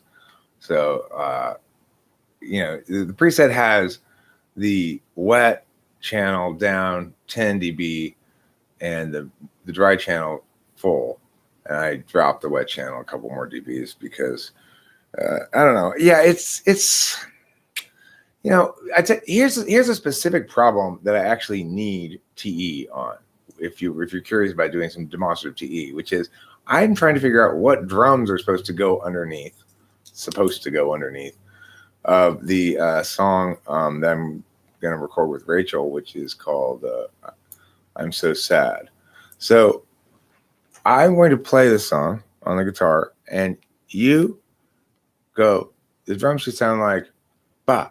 Ba, or whatever, like, you know, whatever the beat is you think that goes underneath it. Okay. All right.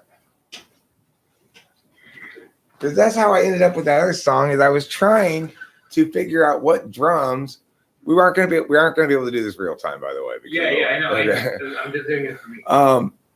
That's how I ended up with that fire song. Is I was trying to figure out what drums go underneath this, and I ended up fucking around with something. You know how that shit gets away from you. You know, I start with an idea, but because I don't know what the drums are, I'm trying to figure out what the drums are. It ends up just turning into whatever, you know.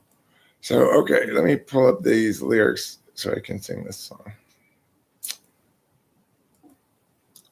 So this is the song, and I'll just play it all the way through, and you see what you think the lyrics should sound like.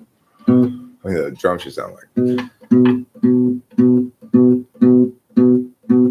Just brooding here won't do any good, but brooding's more and more my style. I seek the cheery ways of standing where we stood, 'cause I've been stuck here a while.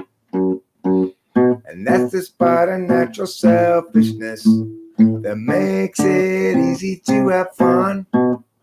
But flutters in the gut become a fist as all my visions come undone.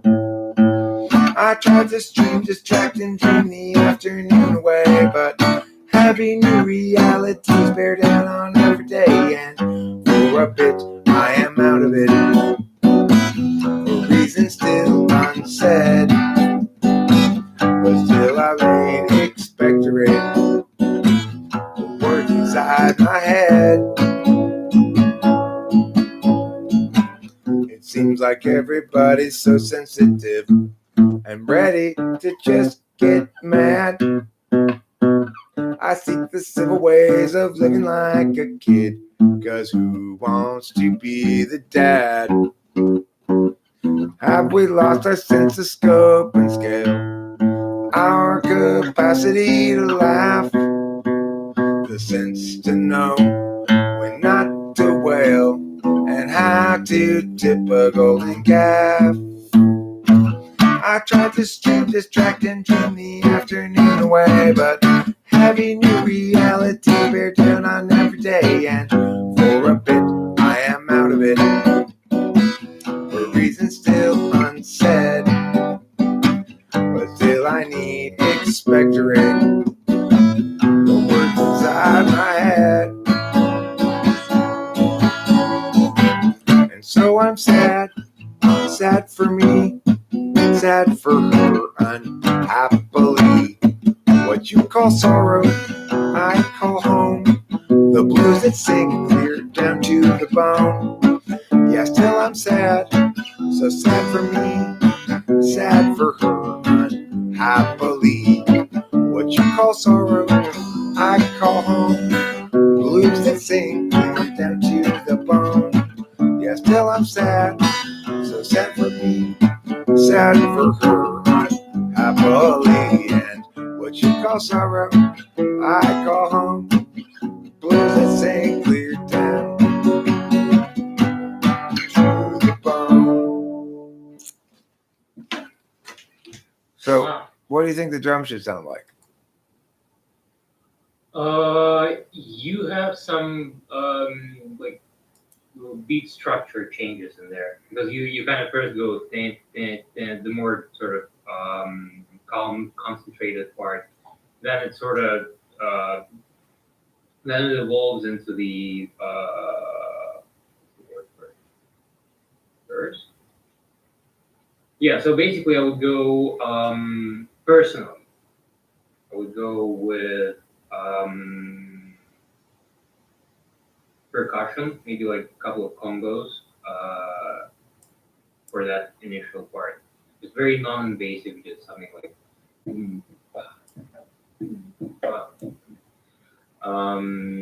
and then when it breaks down, just add some sort of crazy bongos on top of it. Okay, now listen to an STP's suggestion in contrast. Legends Falls says, Eric, just have hi-hat play on the verse and then full 2/4 beat on the chorus. Could maybe double up the snare every second bar. Should have high dynamic range between verse and chorus. I mean, sure. It's like the thing is, what I'm saying is not any kind of whatever. It's just I'm saying note the difference in approach to answering the question. You know? Yeah. Yeah. So It was ESTP. yeah, ESTP. Mm. Oh. Interesting. Da-na-na-na. So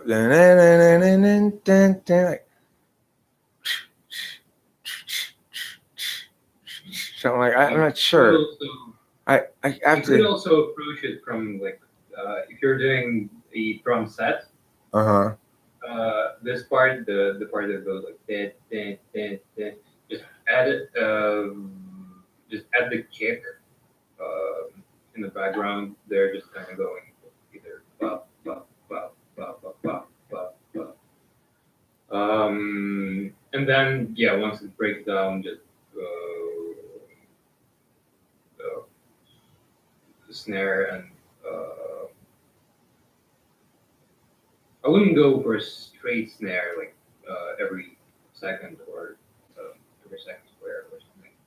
I'd probably go for something a little bit crazier. Sort of. A quarter of the song doesn't need drums. I mean, sort of like take the first quarter as just like what Legend Fall is saying, like a hi-hat on the eighth notes or something. Mm-hmm. And then kick in some more drums once you get to the second verse or something like that. That's not a bad idea. So Mataz Hayek, I actually believe that you are a new hater, which makes you more interesting to me, actually. From what you say here, it suggests that you've just recently discovered that you hate me. So talk to me about that a little bit. What made you realize, or when did you realize that you hate me so much, and how that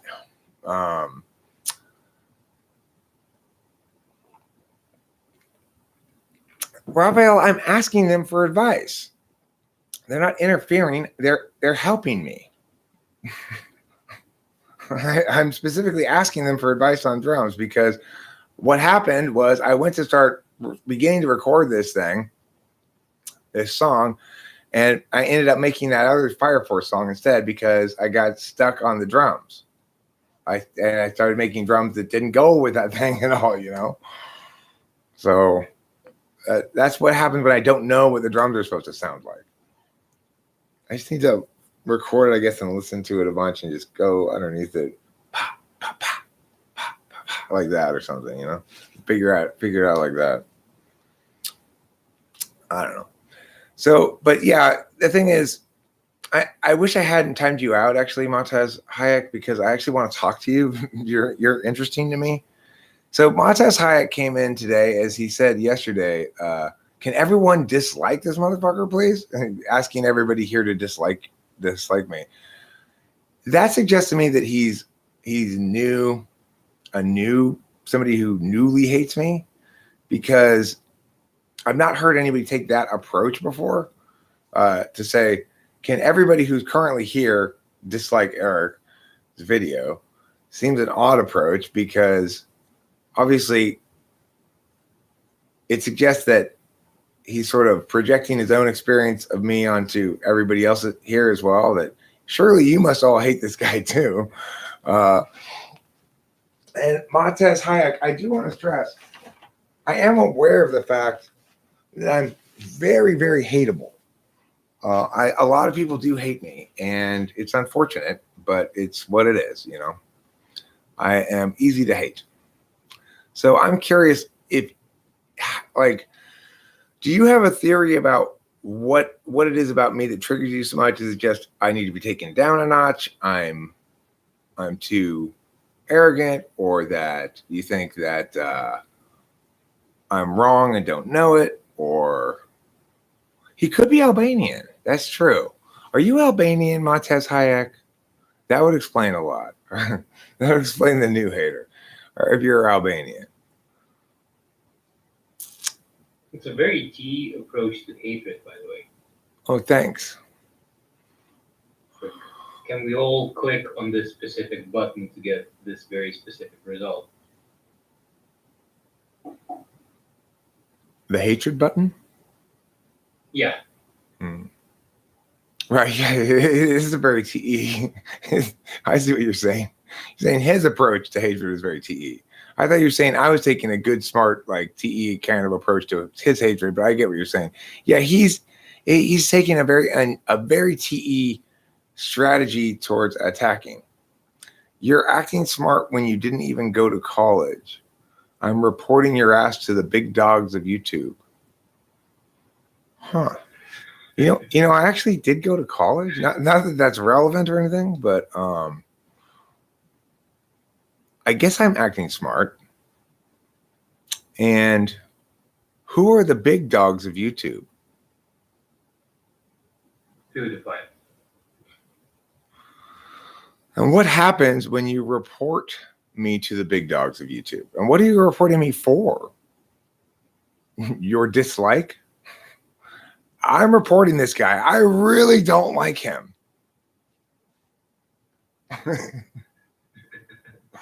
He really pisses me off. Well, what did he do? Well,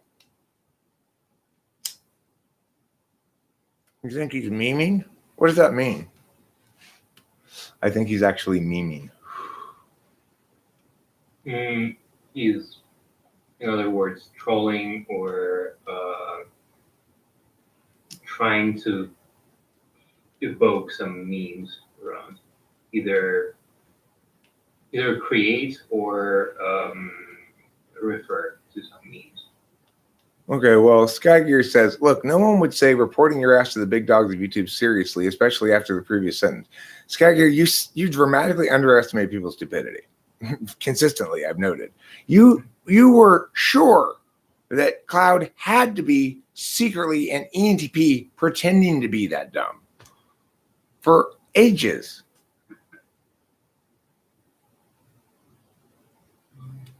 Yeah, you just assume that people are not being serious when they say absolutely absurd shit. Right. That's what I mean by dramatically underestimating people's capacity for stupidity.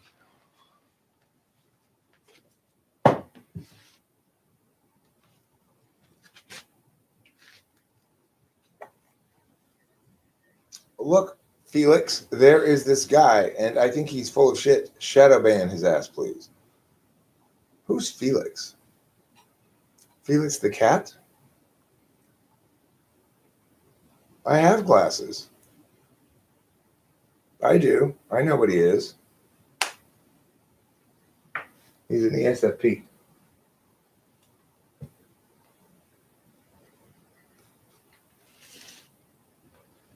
I have glasses. Motaz Hayek. I'm just not wearing them right now. Would you like me to put them on? Well, then I qualify as smart enough for you. Here we go. You see, just because you hate me right now doesn't mean we can't be friends. You know, I can be pretty charming when I turn it on. Motaz Hayek. Even you, though you may be trapped forever in a kayak, since your last name is Hayek,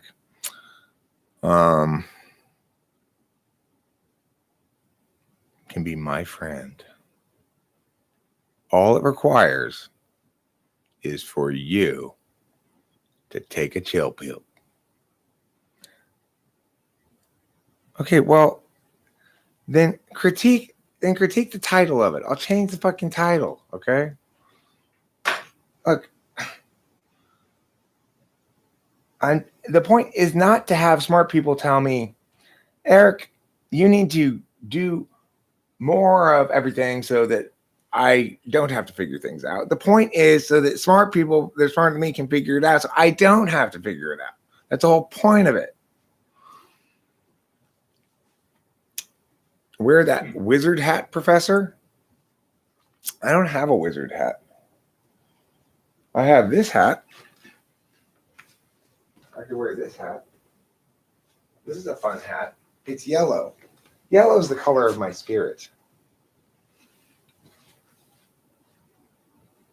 That hat looks like a penis. I'm sorry. I have to say. Thumbs down. Thumbs down. Nobody's allowed to make Please fun of don't my report hat. me to the big dogs. Mm-hmm. I should report you to the big dogs.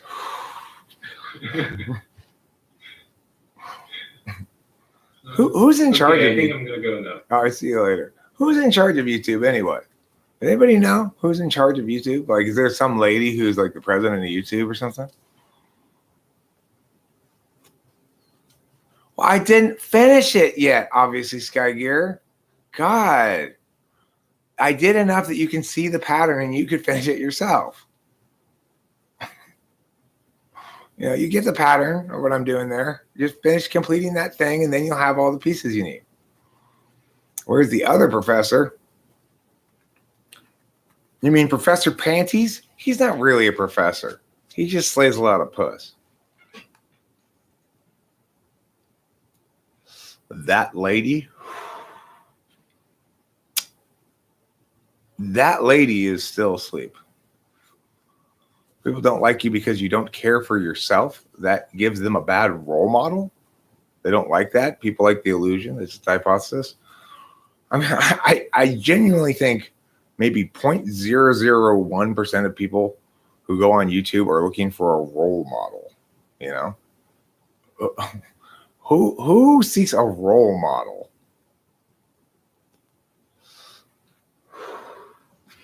I can't figure out how to be. I need to imitate somebody else.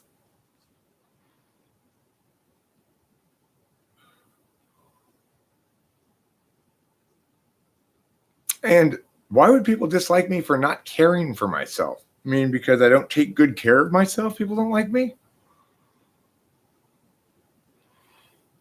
I mean, it's true people like pleasant illusions, but I don't think the truth here is particularly unpleasant. You know, it's not like I'm presenting an unpleasant illusion or an unpleasant truth. It's just I'm not putting on the whole razzle dazzle every time I get on the internet, you know. And then I can say for the first question that since the first function is absolute value and the highest one, we could say that it values the function universally no matter who used it. Okay, well that would be one possible approach to the mechanics. And so what I'm trying to determine is, and the only way you're going to figure it out is when you have all the pieces in place, then it'll work. And when you have it wrong, it won't. So it's like, for my ass? Now look, Montez Hayek, I am not opposed to boofing things, but they need to be drugs that can cross the blood-brain barrier. Bananas do not qualify. I can just eat those with my mouth. Well, it looks like you got yourself timed out, Montez Hayek.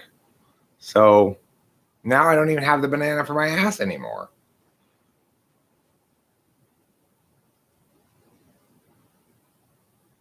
There's no logical reason to hate, period, but you fall away from logic, though. I mean, there's plenty of logical reasons to be angry sometimes, though. You know, I agree there's no logical reason to hate.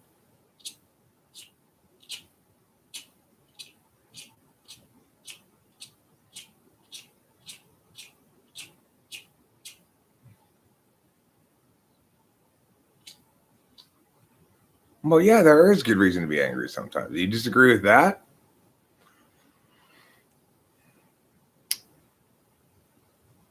Why is it the case that if you were logical, you're not angry?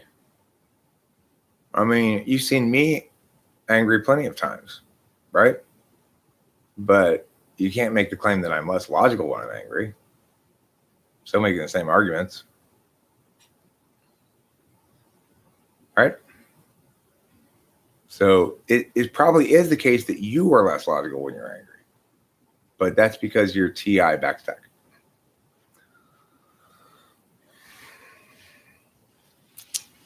Right. Well, yeah, exactly.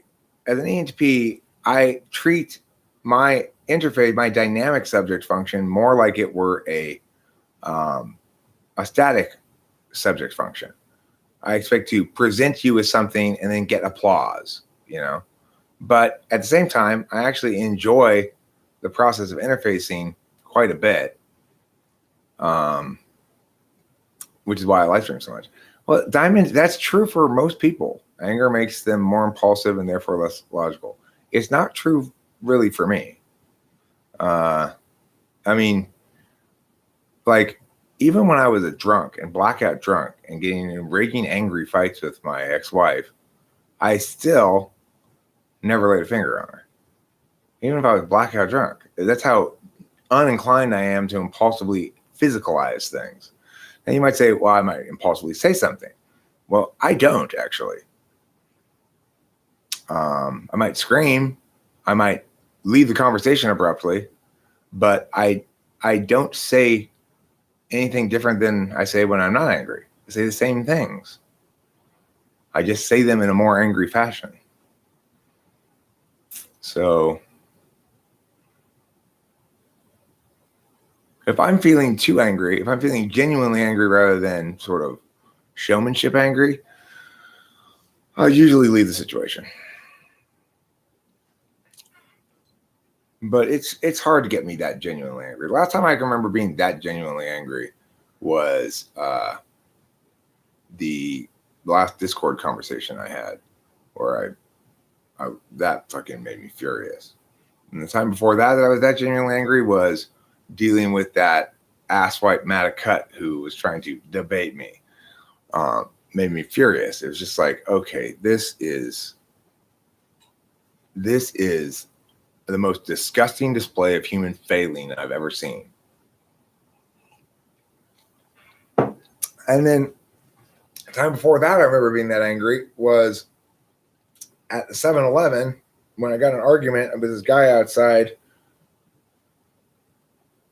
and the lady inside because I didn't have a mask. It was the beginning of the COVID shit. I just put my shirt up like this, and she's like, next time you come in here, anyway, I was emotional about the wrongness of COVID. It made me very angry. And yet still, to the extent that I was impulsive, it was to slam my hand down on the counter, you know? So I will say if I get too angry, I'm much less effective at communicating the same words as I am at communicating them when I'm not angry. But it is definitely not the case that I am less logical or more impulsive when I'm angry.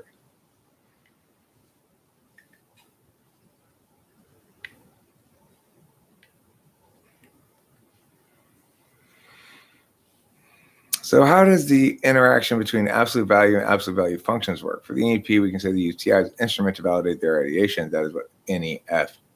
Well, that's joking. That's making jokes.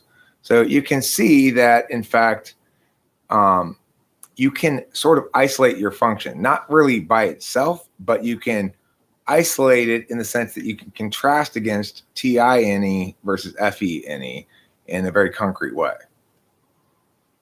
Moral outraged objectivism. I mean, I'm morally outraged by in the moral outrages of the argumentational things with the guy in Discord and the Matticut guy and the fights I have on the internet and stuff. That moral outrage is at the dishonesty. Because, see, there's a fundamental dishonesty of people I get mad at on the internet. And the dishonesty is this. They expect me to listen to what they say, understand what they say, and respond to it on point. But they refuse to do the same courtesy for me. So that's what I'm talking. That's what makes me angry. It's like you're here using words. That means you've already bought into the same agreed upon set of rules as I have. That words matter. Otherwise, don't use them.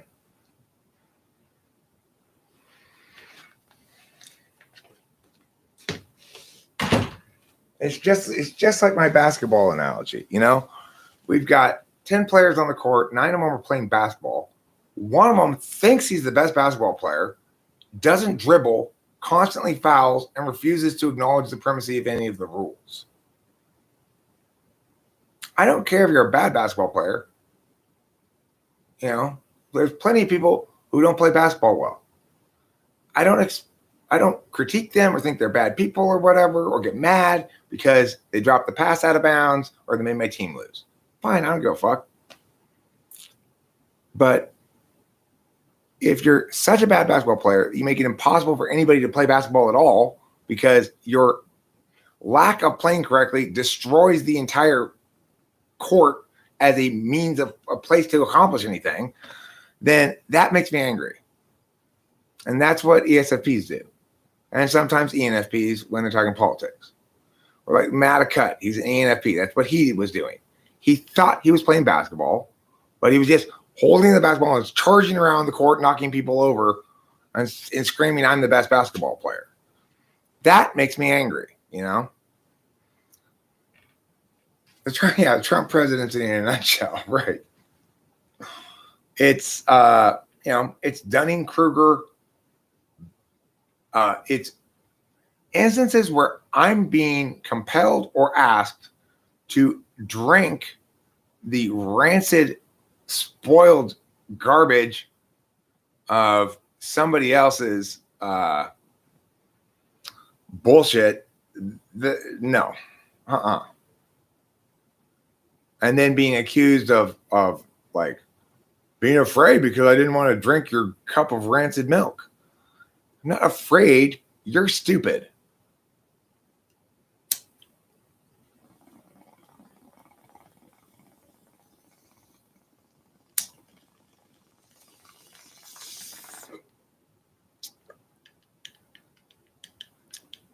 All right, John Ryan Barrett.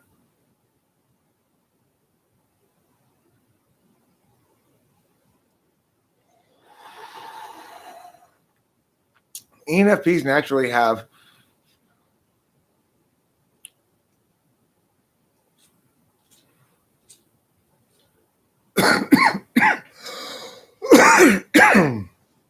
I'll take that NI.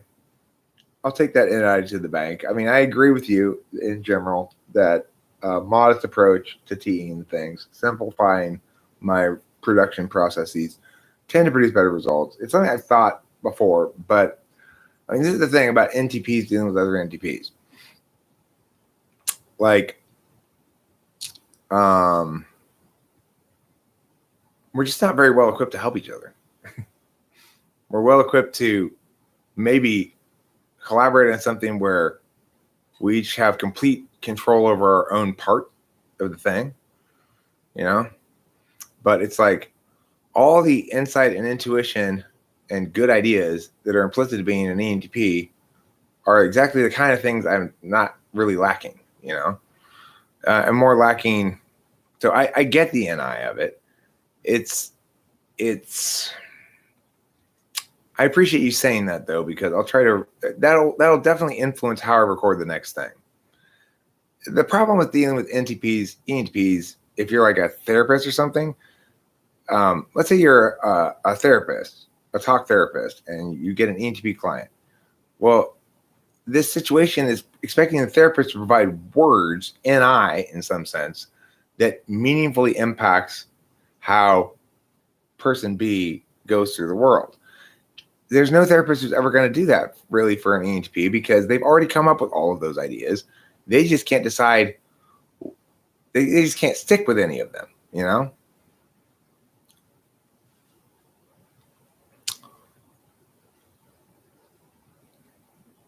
Because I'm dead? So if your analogy is correct, a homeless guy telling Donald Trump how to make money presumably is somebody who has no money telling somebody rich how to have money. I'm advising you about life. So are you saying I'm dead?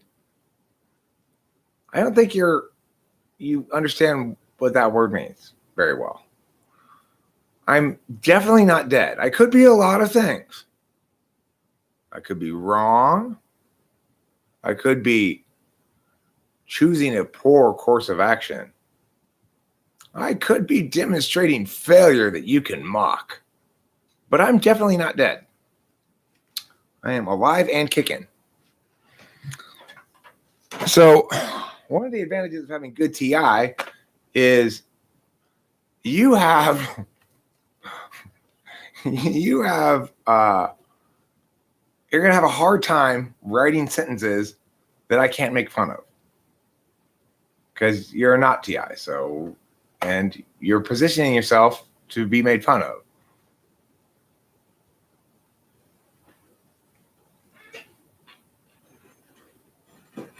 Trump has lost hundreds of millions of his father's money. Yeah, I was gonna mention something along those lines too, but I just figured that would be what I would call quibbling on the analogy. He's sticking Trump in as a generic rich person. Fine, good enough. I get your point. I don't need you to be an actual rich person. If I'm going to critique the analogy and critique the analogical aspect of it, rather than the legitimacy of one of the analogs per se.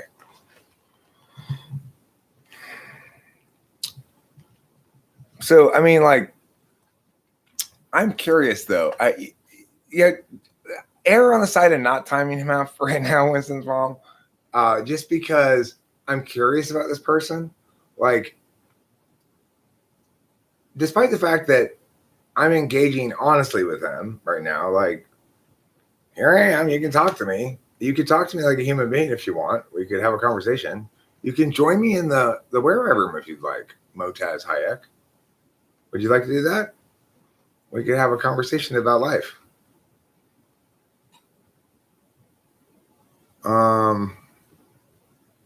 Trump is admirable because he has no hate and no anger.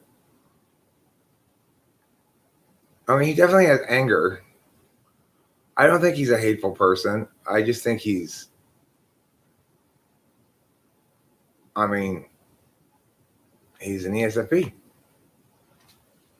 ESFPs don't have to be hateful to be awful, you know? Oh, yeah, I'll put the link here for Motaz Hayek if he wants to come in. So, Motaz, oops.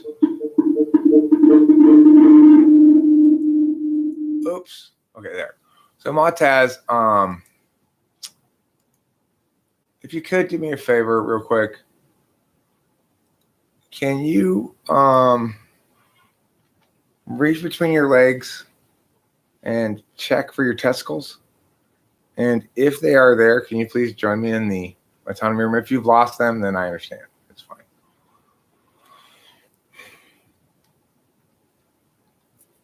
You think he has a personality disorder too? What do you think his personality disorder is? You think he's a narcissist or something? He has no moral compasses, right? And that's not necessarily true of all ESFPs.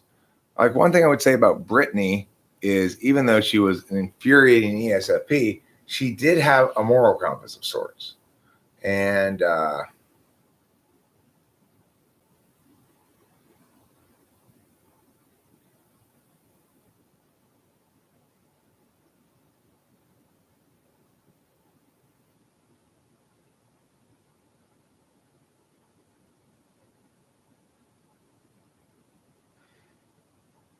well, because the how does any TI differ from TI NE? Well, in the second instance, NE is the instrumental value.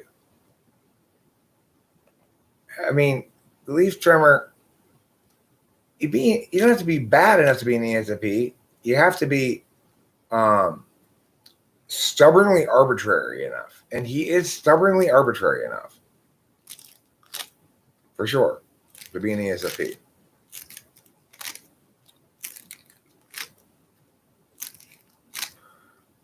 I mean, the results are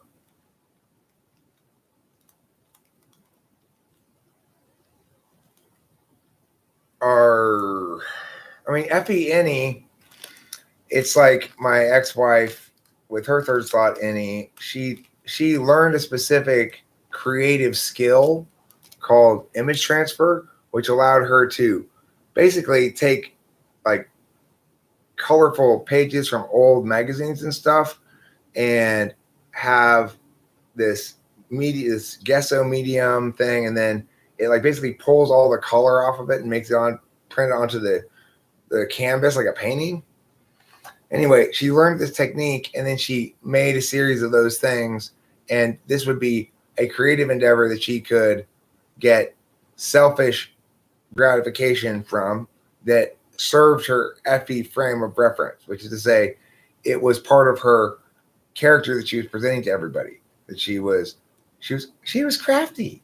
She wouldn't call herself an artist at all, because that wasn't part of her story that she was telling, but she was crafty, and she wanted people to think she was very good at being crafty.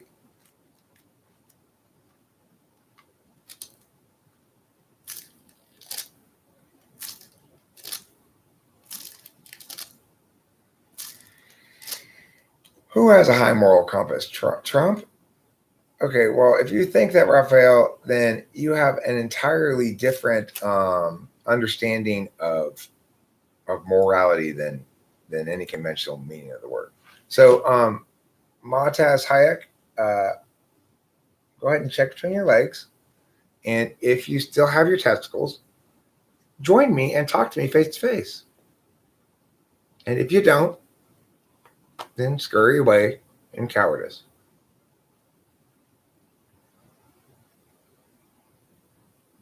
I have a job. I have 2 jobs. Mataz Hayek.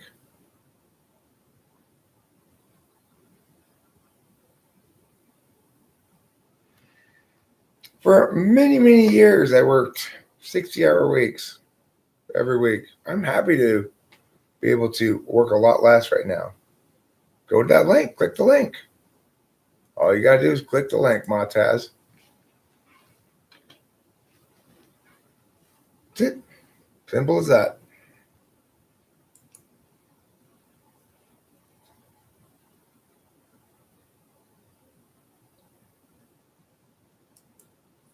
Because you have so much antipathy towards me, please come explain why I'm so horrible.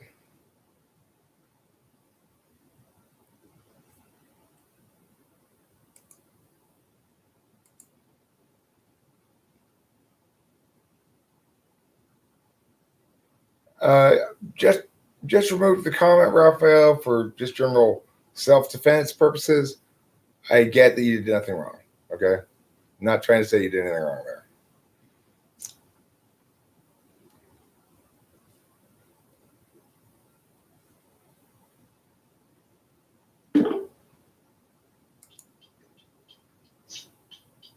So you clearly Hello? hi. So you clearly hate me a lot. Go ahead and tell me why. This is Mutaz. Yeah. So you clearly hate me a lot. Go ahead and tell me why. I hate you because yesterday you cursed at me. You said something. I did not say anything yesterday. And all of a sudden, you and your wife started cursing at me. You said I'm a loser. You said I'm a bitch. Okay. You're the one who started the whole thing. Okay. Well, I would point out that you've cursed me, but I don't hate you. I don't hate. Who said I hate you? You did. Just cursing. I asked you why you hate me. You answered the question. This is why I hate you.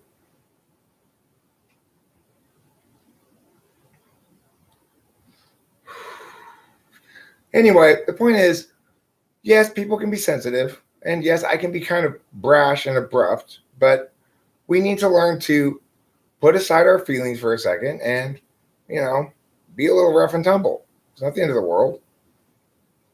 Mm-hmm. Yeah, I agree. Cool. I agree. So, what are you up to? Like, what are you doing nowadays in life? I mean, I'm doing my jobs. I'm coaching debate, and I have a typing session later today. People pay me to type them. And I'm sort of, I guess, trying to be a good son. My dad's old, and the reason I'm here is because for a stretch of time, my mom, who has dementia, was also living with us. But she got too bad we couldn't take care of her, so now she's in a nursing home. But I just stayed here because why not?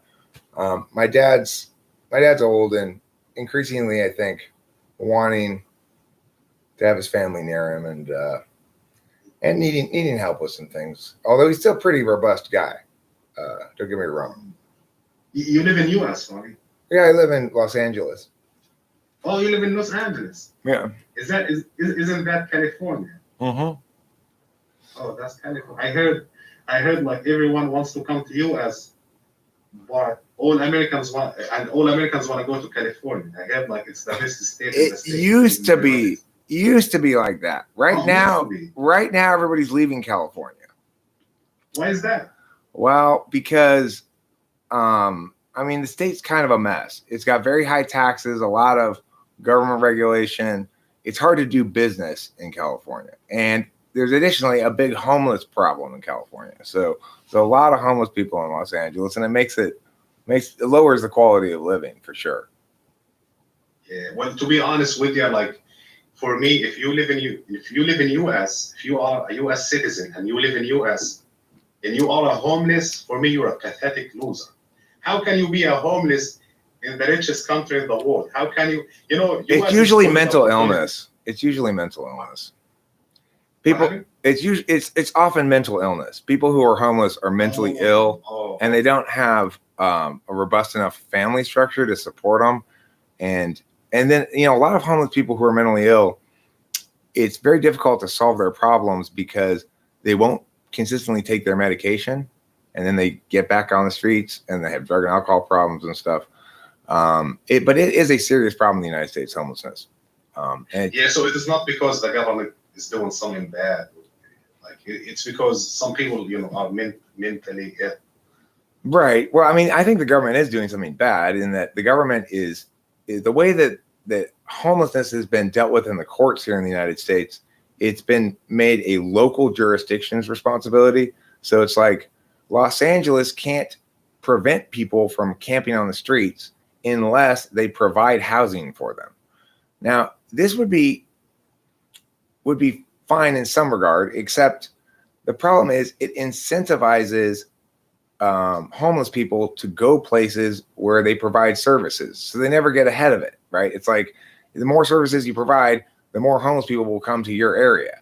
So that's why we need to centralize homeless services in one location instead of having it be dealt with by different localities. Oh, that makes sense. Is that why we don't see like homeless people in Texas or in other states like like I don't know, like Ohio, Kentucky? I'm not sure. I really don't know how much homelessness there is in various states, but I will tell you where you don't see homelessness is in the northernmost states because the weather's not conducive to it. Places where it snows, you don't have homelessness usually. They go someplace where it's warmer. Yeah. Since you live in US, like I have a question that has been bugging me for years. Uh-huh. Why don't you just go to New York, like, and just look around? Why don't you go to the park? Like, just why are you staying home? Like, Well, right you have now, beautiful places to go to. right Why now, don't you go to Las Vegas? I mean, I've traveled all over the place. A few years ago, I took a cross-country trip for the channel, meeting with various people that I've talked to on the YouTube channel. And it was a lot of fun. I went and drove all the way from here to Colorado, then to Kansas, then to Tennessee, then to Ohio, then to Michigan, and back across through Arizona and New Mexico and stuff. But the thing is, that was a few years ago, and things have changed a lot in the last couple of years. The last couple of years, the homeless problem has gotten significant. Prior to that, it wasn't very significant. Well, let me ask a question. Since you don't know me and you will never know me, and I don't know you. I came to your channel by accident. So I'm gonna ask a question. They say, a stranger will never lie to you. Sure. So I'm gonna ask a question. It might sound awkward and weird, but as I said, like a stranger will never lie to you. So put yourself in my situation. Now I'm from the Middle East, and we have our culture is completely different than the Western culture. Right. Okay, especially when it comes to marriage and stuff like that. Mm-hmm. And so I'm in a situation now. So there's this girl that I like.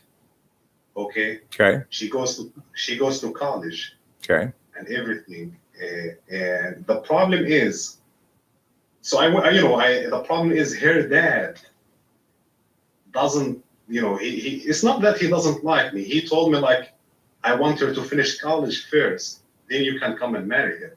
Mm-hmm. Now for her, it's not that it's not that she likes me. She's like, she doesn't care. Like, she's that person,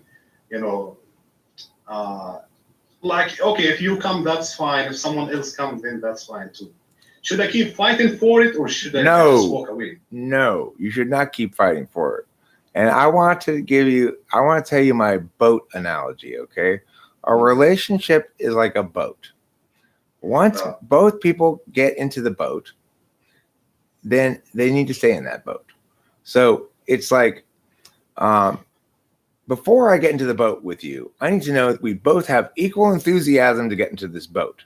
So that's what you're lacking in this instance. That's one quality you need. The next quality is, once we're in the boat, I need to know that you'll fight to stay in the boat rather than try to jump out of the boat every time things look a little bit sketchy. So if we have a fight and a girl goes, you know what, maybe we're not meant to be together, then that means we're not meant to be together because you just jumped out of the fucking boat. But if she says, we can make this work, we can figure it out, I believe in us, then she's still in the boat. It doesn't matter if we had a fight, right? So that's my boat analogy. So what? Yeah. So what you're saying is 100%. I 100% agree with what you just said. But my only problem is because we have a different culture. So in our culture,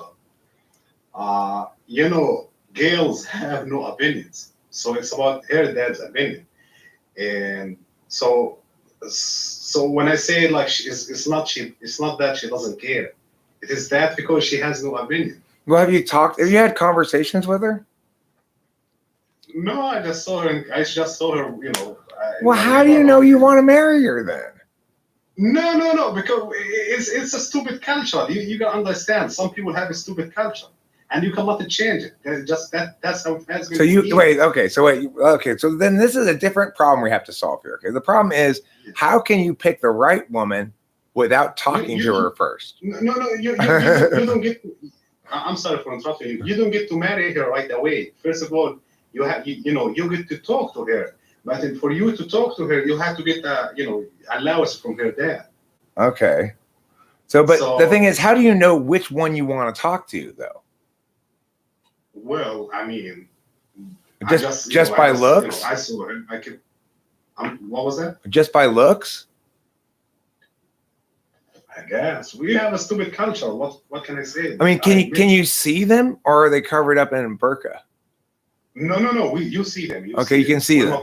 Okay. We're not Saudi Arabia. I'm in Egypt, so it's not. Okay. All right. So you can see them, but you can't really talk to them.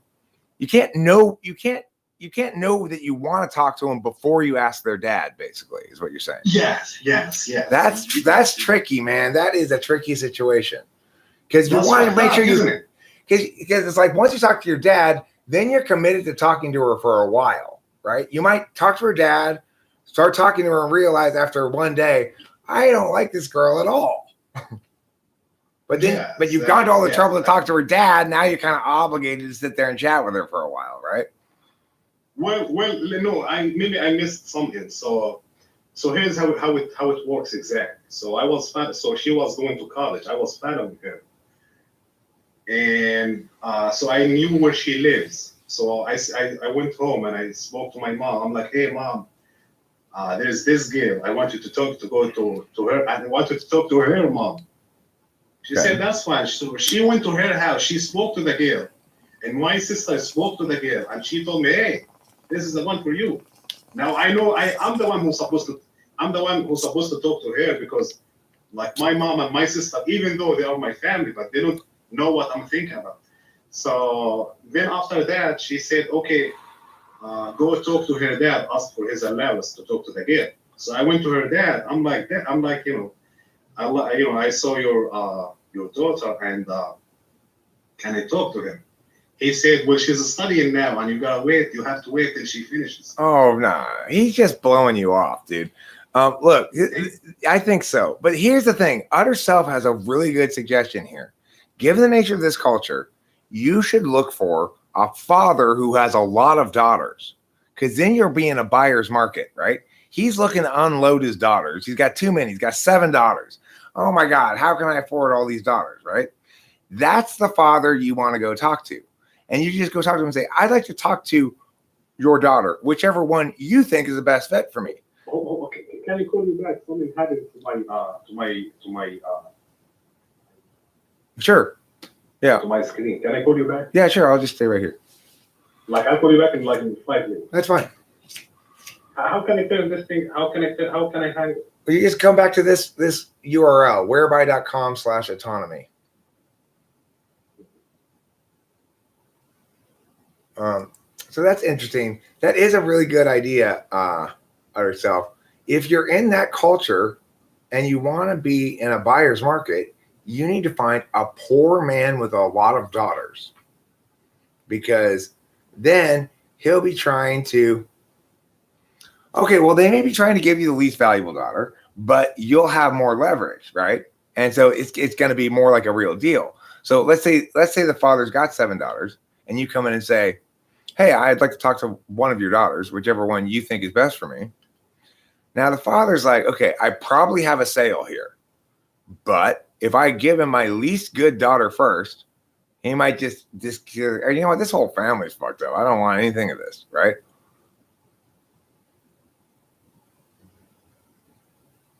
You can edit the document directly, Skegger. It's set up for you to edit it directly.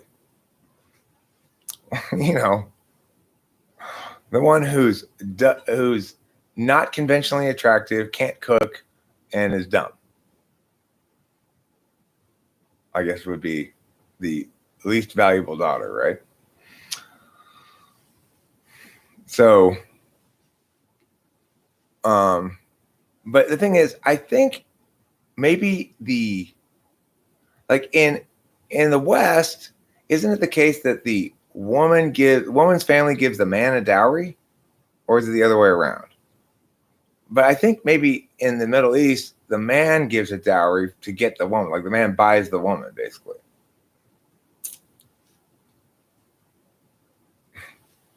Now, note, I'm taking a very disinterested calculus towards these questions. I'm taking a very TE approach to it. Here's what we're not addressing today, because we are making friends. We are not addressing how fucked up the culture is, okay? We're just going to leave that just sit there. If he wants to make mention of that, as he has on a couple occasions, that's fine. Well, we're not going to play that game because we're making friends instead of pissing people off today. Wasn't that nice that he came in and talked to me? That reassures me about humanity and how quickly we were able to shift gears. That makes me glad in my heart. It makes me want to cry. You know?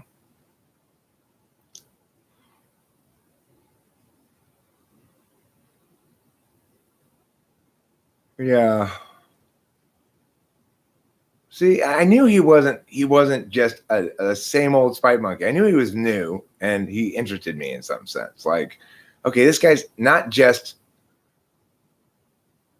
well, it's like what he said. You know, I turned him into an instant hater because I was such a dick.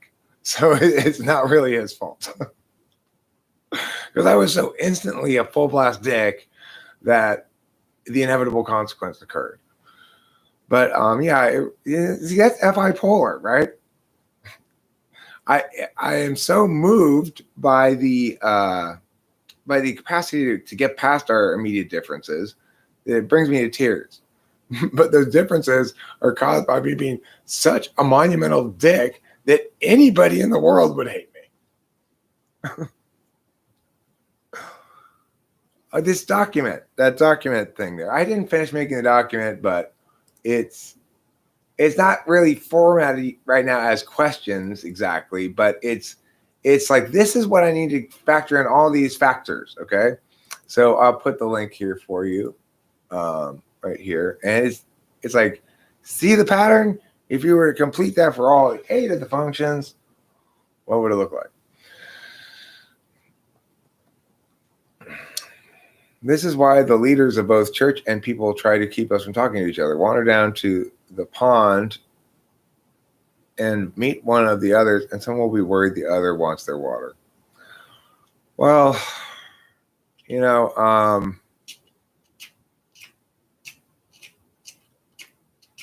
I've traveled more than most Americans. I've been to Taiwan, I've been to China, I've been to Russia, I've been to Europe, been to Canada. Not that that's very impressive because it's right next to us. I've been to Mexico, of course.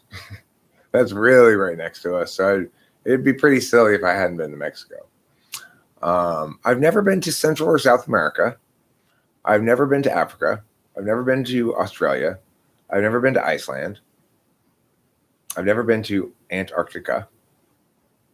I've never been to Tibet or like the eastern half of Russia, like the Mongolian area.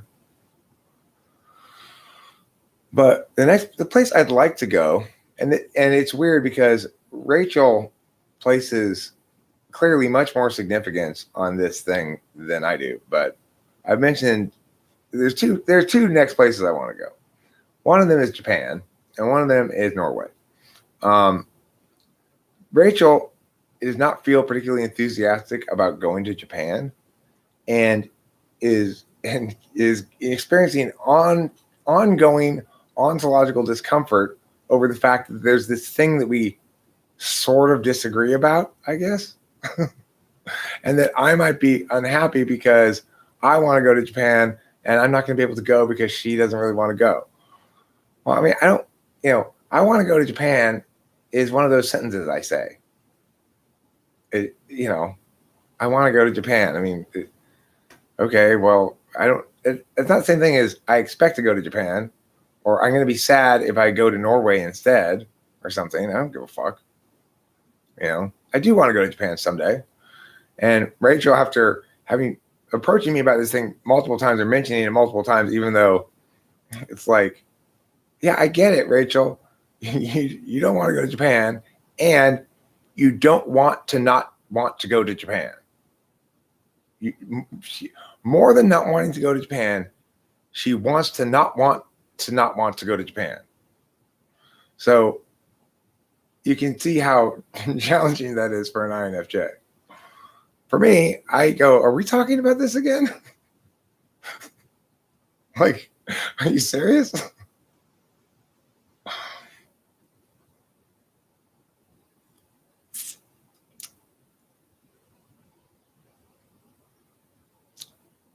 Jesse Lee Peterson. Who's Jesse Lee Peterson? Is that Jordan Peterson's child?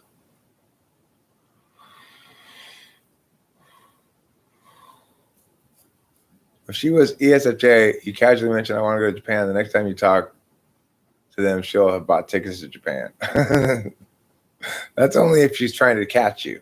She's trying to get you in a relationship.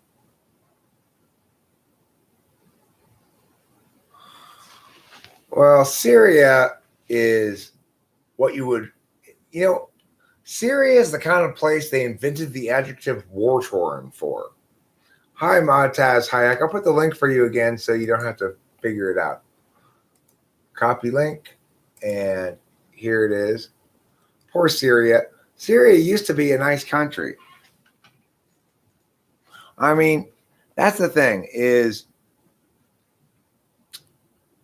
dictatorial autocrats in the Middle East are not inherently the worst phenomenon. Like Saddam Hussein wasn't especially bad or worse compared to the current Iraqi regime.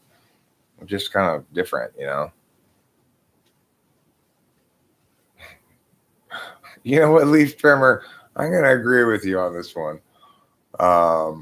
Leaf Trimmer, who's a very conservative Westerner, says, do not get a Western girl.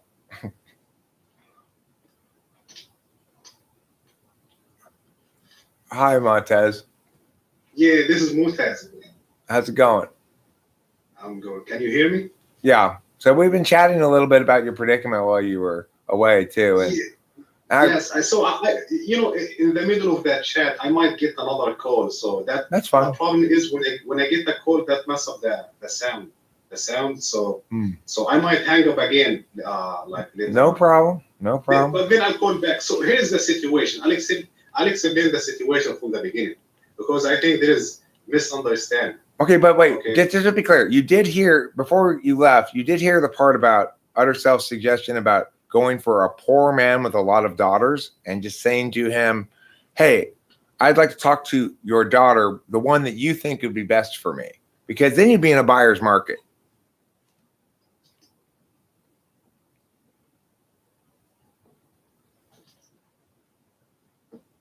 Did you catch that part that we said before you left before? Are you there? Can you not hear me? Yeah. Yes. Can you hear me? Yeah. Did you hear me? Did you hear what I just said? All that stuff? Yes. I heard it. I was having problems with my. Okay. Hold on. Someone. Can you hear me now? Is everything okay? Yeah, I can hear you fine. Okay. Now we're good now. So yeah. So I'm gonna explain to you the situation. Okay. And I need your opinion. Okay. So here's the situation. So I was at we have a park in Egypt, like a huge park, and I was douching around there, looking for girls. And be honest, I'm being honest, and I was looking for girls, and this girl comes in, because she was on her way to college, and she's, have you heard of the women that the women that falls from heaven? Have you heard of the women that fall from heaven? Yeah. Have you heard of them? No. Well, she's one of them. She's sexy as the motherfucker. Oh, I see. Okay, I understand what you're saying. She's caliente. Very Okay. hot. I get it. I thought you meant it non-idiomatically. So I thought there must be some sort of special Egyptian expression that refers to women who fall from heaven as being like somehow I don't know. I imagined maybe like very religious or something. But no, you mean No. you mean she was like an angel. Okay, gotcha. More than that. So anyway, I follow her like a dog. I was following her, like where she goes. She went to college, and I wasn't gonna enter the college. Then the security guard kicked me out. So I was waiting outside, and when she left after a few hours, I was following her home. She goes home, and so I asked the neighbors who is she, and they told me her name. They told me who is her dad and stuff like that. So I go back home to my mom, and I be like, it's time for me, to get settled.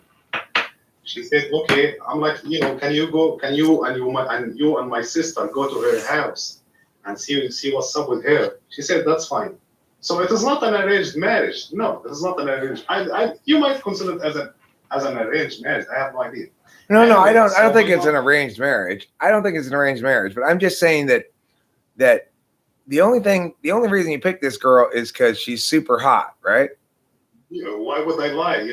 And I'll be honest. I'm from a rich family, so the only reason she would like me is because I'm rich. So why wouldn't I like her because of her looks? If she would like me, that's how it works back home. Okay, I know, but look, what I'm saying is this: there is at least a possibility, though, since you haven't really spoken with her much, that let's say you were to wait, and let's say that you could reliably assume that you're not waiting along with other competitors, because there's always that possibility too. She might have 4 guys that dad has told that to. I don't think so. I think you're right, but I think I'm the best. I'm the one. Okay, all right, fine. So you think you can win the competition? That's fine. Now, but here's the deal. Let's say you wait all that time, and you finally get permission to talk to her, and you start talking to her, and even though she's hot, she talks like this. Oh, Moses, you're so funny. And you think, fuck that. Then I literally, I'd be like, I'm sorry. right? But how long have you waited just to find that out? To find what out? If you wait for her to finish college, how long have you waited to have the opportunity to talk to her to find out, out that she just talks like that all the time? A year and a half. Okay, so then the question really becomes one of what's your own personal time frame like? If you're comfortable with that time frame, that's one thing. But if you could think to yourself, What if I were to try utter self-suggestion and find a poor father with many daughters, and then it would really be a buyer's market. The problem is, so let me explain. Let me explain to you her family. So her dad is a doctor, but doctors all back home didn't make they don't make that much of money. Okay. So her dad is poor. It's not that poor, but his like. But how many his parents daughters? is like How many daughters does he have? 5. That's quite a few. Okay. Yeah, but two of them are married. Okay. Well. Okay. So. Only 2. And are any of them too young? How many of them are the right age? How many of them are marrying age for you? 1. Just one. So okay, there's no backup then. See, this is the thing. In a perfectly like sort of practical sense, you'd want to go to a family where yes, you found a hot daughter. Oh my God, that daughter's so hot. But she's got 2 siblings, each 1 year younger or older, who are equally hot in case you don't like the first one. Because you're going to have to like them if you're going to be married to them for your whole life. Yeah, but you don't get married right away in our culture. You just talk to her. So anyway, so right now I'm waiting for should I go back to her dad one more time and tell him, hey, give me the allowance, and I don't want to wait till a year and a half. You're being ridiculous. Should I do that, or what should I do? I mean, I think you should do that, but I think you shouldn't say you're being ridiculous. You should say to him, look, I want to make sure I'm marrying the right person. I know it's going to take a fair amount of courting before I'm convinced that this is the right person for me. I don't want to waste your daughter's time, and I don't want to waste my time. We've only got so many years of youth. I'm not looking to exploit or take advantage at all. I'm merely looking to ascertain if we are, in fact, the right couple.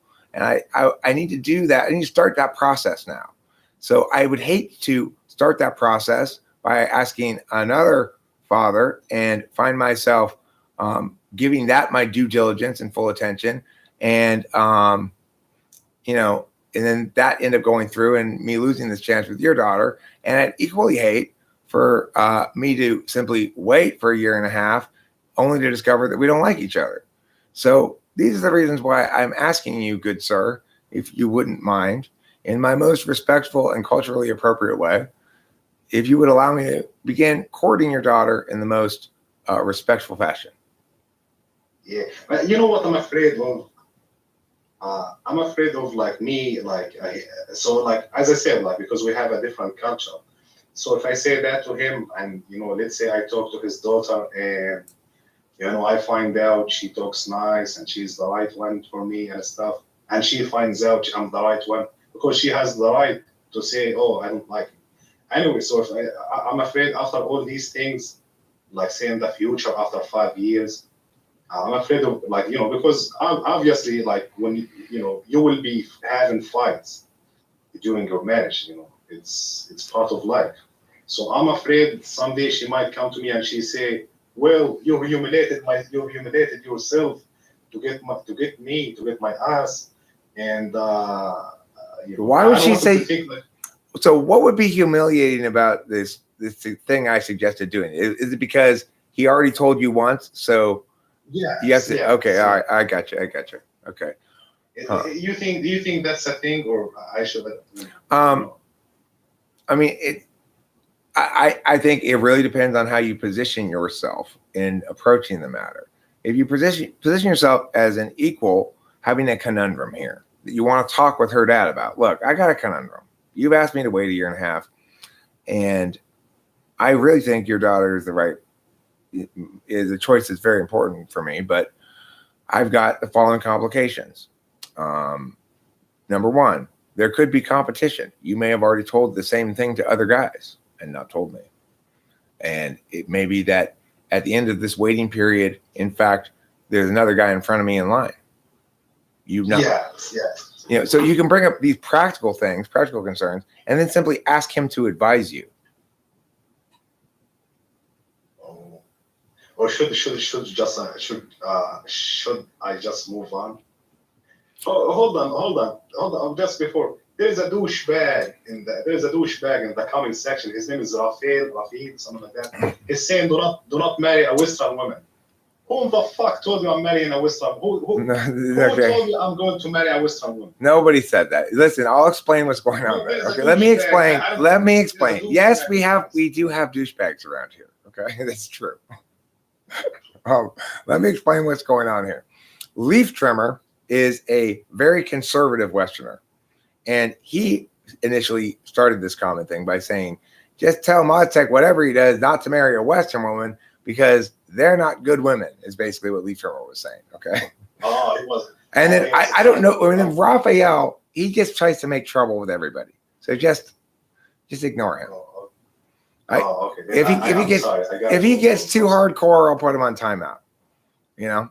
I'm sorry. So you think I should just move on and go back to the park? I mean, that's what I would do. I would say you're ill-advised to put this much attention into this girl, given the fact that the only reason you were drawn to her in the first place is because she's particularly hot. There are a fair number of particularly hot women in the world, so she's not going to be the only one you'll spot. Go back to the park. You'll be this much smitten by another chick soon enough, given the amount of actual engagement you have with her. You have nothing invested into it yet, so there's no reason to. If you're going to do anything at all, in addition, I'd say take the suggestion going to the dad and asking him to advise you. And if he says, "Yeah, go back," I advise you to go back to the park. Then that's what you should do. And if he goes, "You know what? I like you a lot. I don't want to lose you." He needs to feel like he's going to lose something too, right? And then I'll make a real decision. Right now, he has nothing on the line. You're waiting indefinitely, and he can still choose you as a son or encourage his daughter to choose you as a son-in-law later on. But you need to make it clear that you're a desirable commodity as well, and that he's going to lose that opportunity if he doesn't take the question seriously. And you can do that without being a supplicant by simply going there and asking him to advise you and laying out all the complications. So I should so first thing I'm gonna go to her dad, tell him, hey, I'm gonna tell him what you just told me, and if he says yes, and if he says no, then no. But I shouldn't wait a year and a half, and that's ridiculous. Right, exactly. Right, because during this year, and I just started going at the park and I found it, so I'm sure during this year and a half, I'm gonna find other girls in the park. Yeah, the thing is this. You kind of position it like this. I owe it to your daughter to give you another chance to take me more seriously as a candidate, because I'm the best one you're going to find. Yeah. So should I put it? Okay. I understand. I'm gonna put it as if I understand. I'm gonna keep you updated. Matter of fact, I'm gonna keep you updated. Thanks. We'd love to hear what happens. We would, all of us, I'm sure, would love to hear what happens.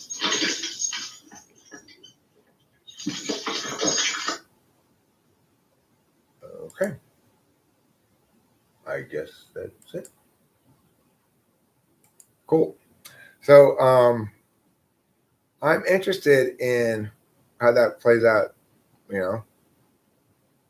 One bird in the bush is the least of the possible things, right? You can have either one in the hand or two in the bush. If you have one in the bush, you're not managing shit well. Okay, it's 3 hours. This seems like a good stopping spot. That was fun. I'm really glad I got a chance to talk to that guy, and let's have a nice, fun, pleasant conversation, friendly conversation. And it's a reminder to me, Eric, don't be a dick to people right away, especially because that'll negatively impact your ability to make friends. So anyway, thanks for being here, everybody. I love you all. I'll talk to you later. You're a bussy. You'll be fine, George Foreman.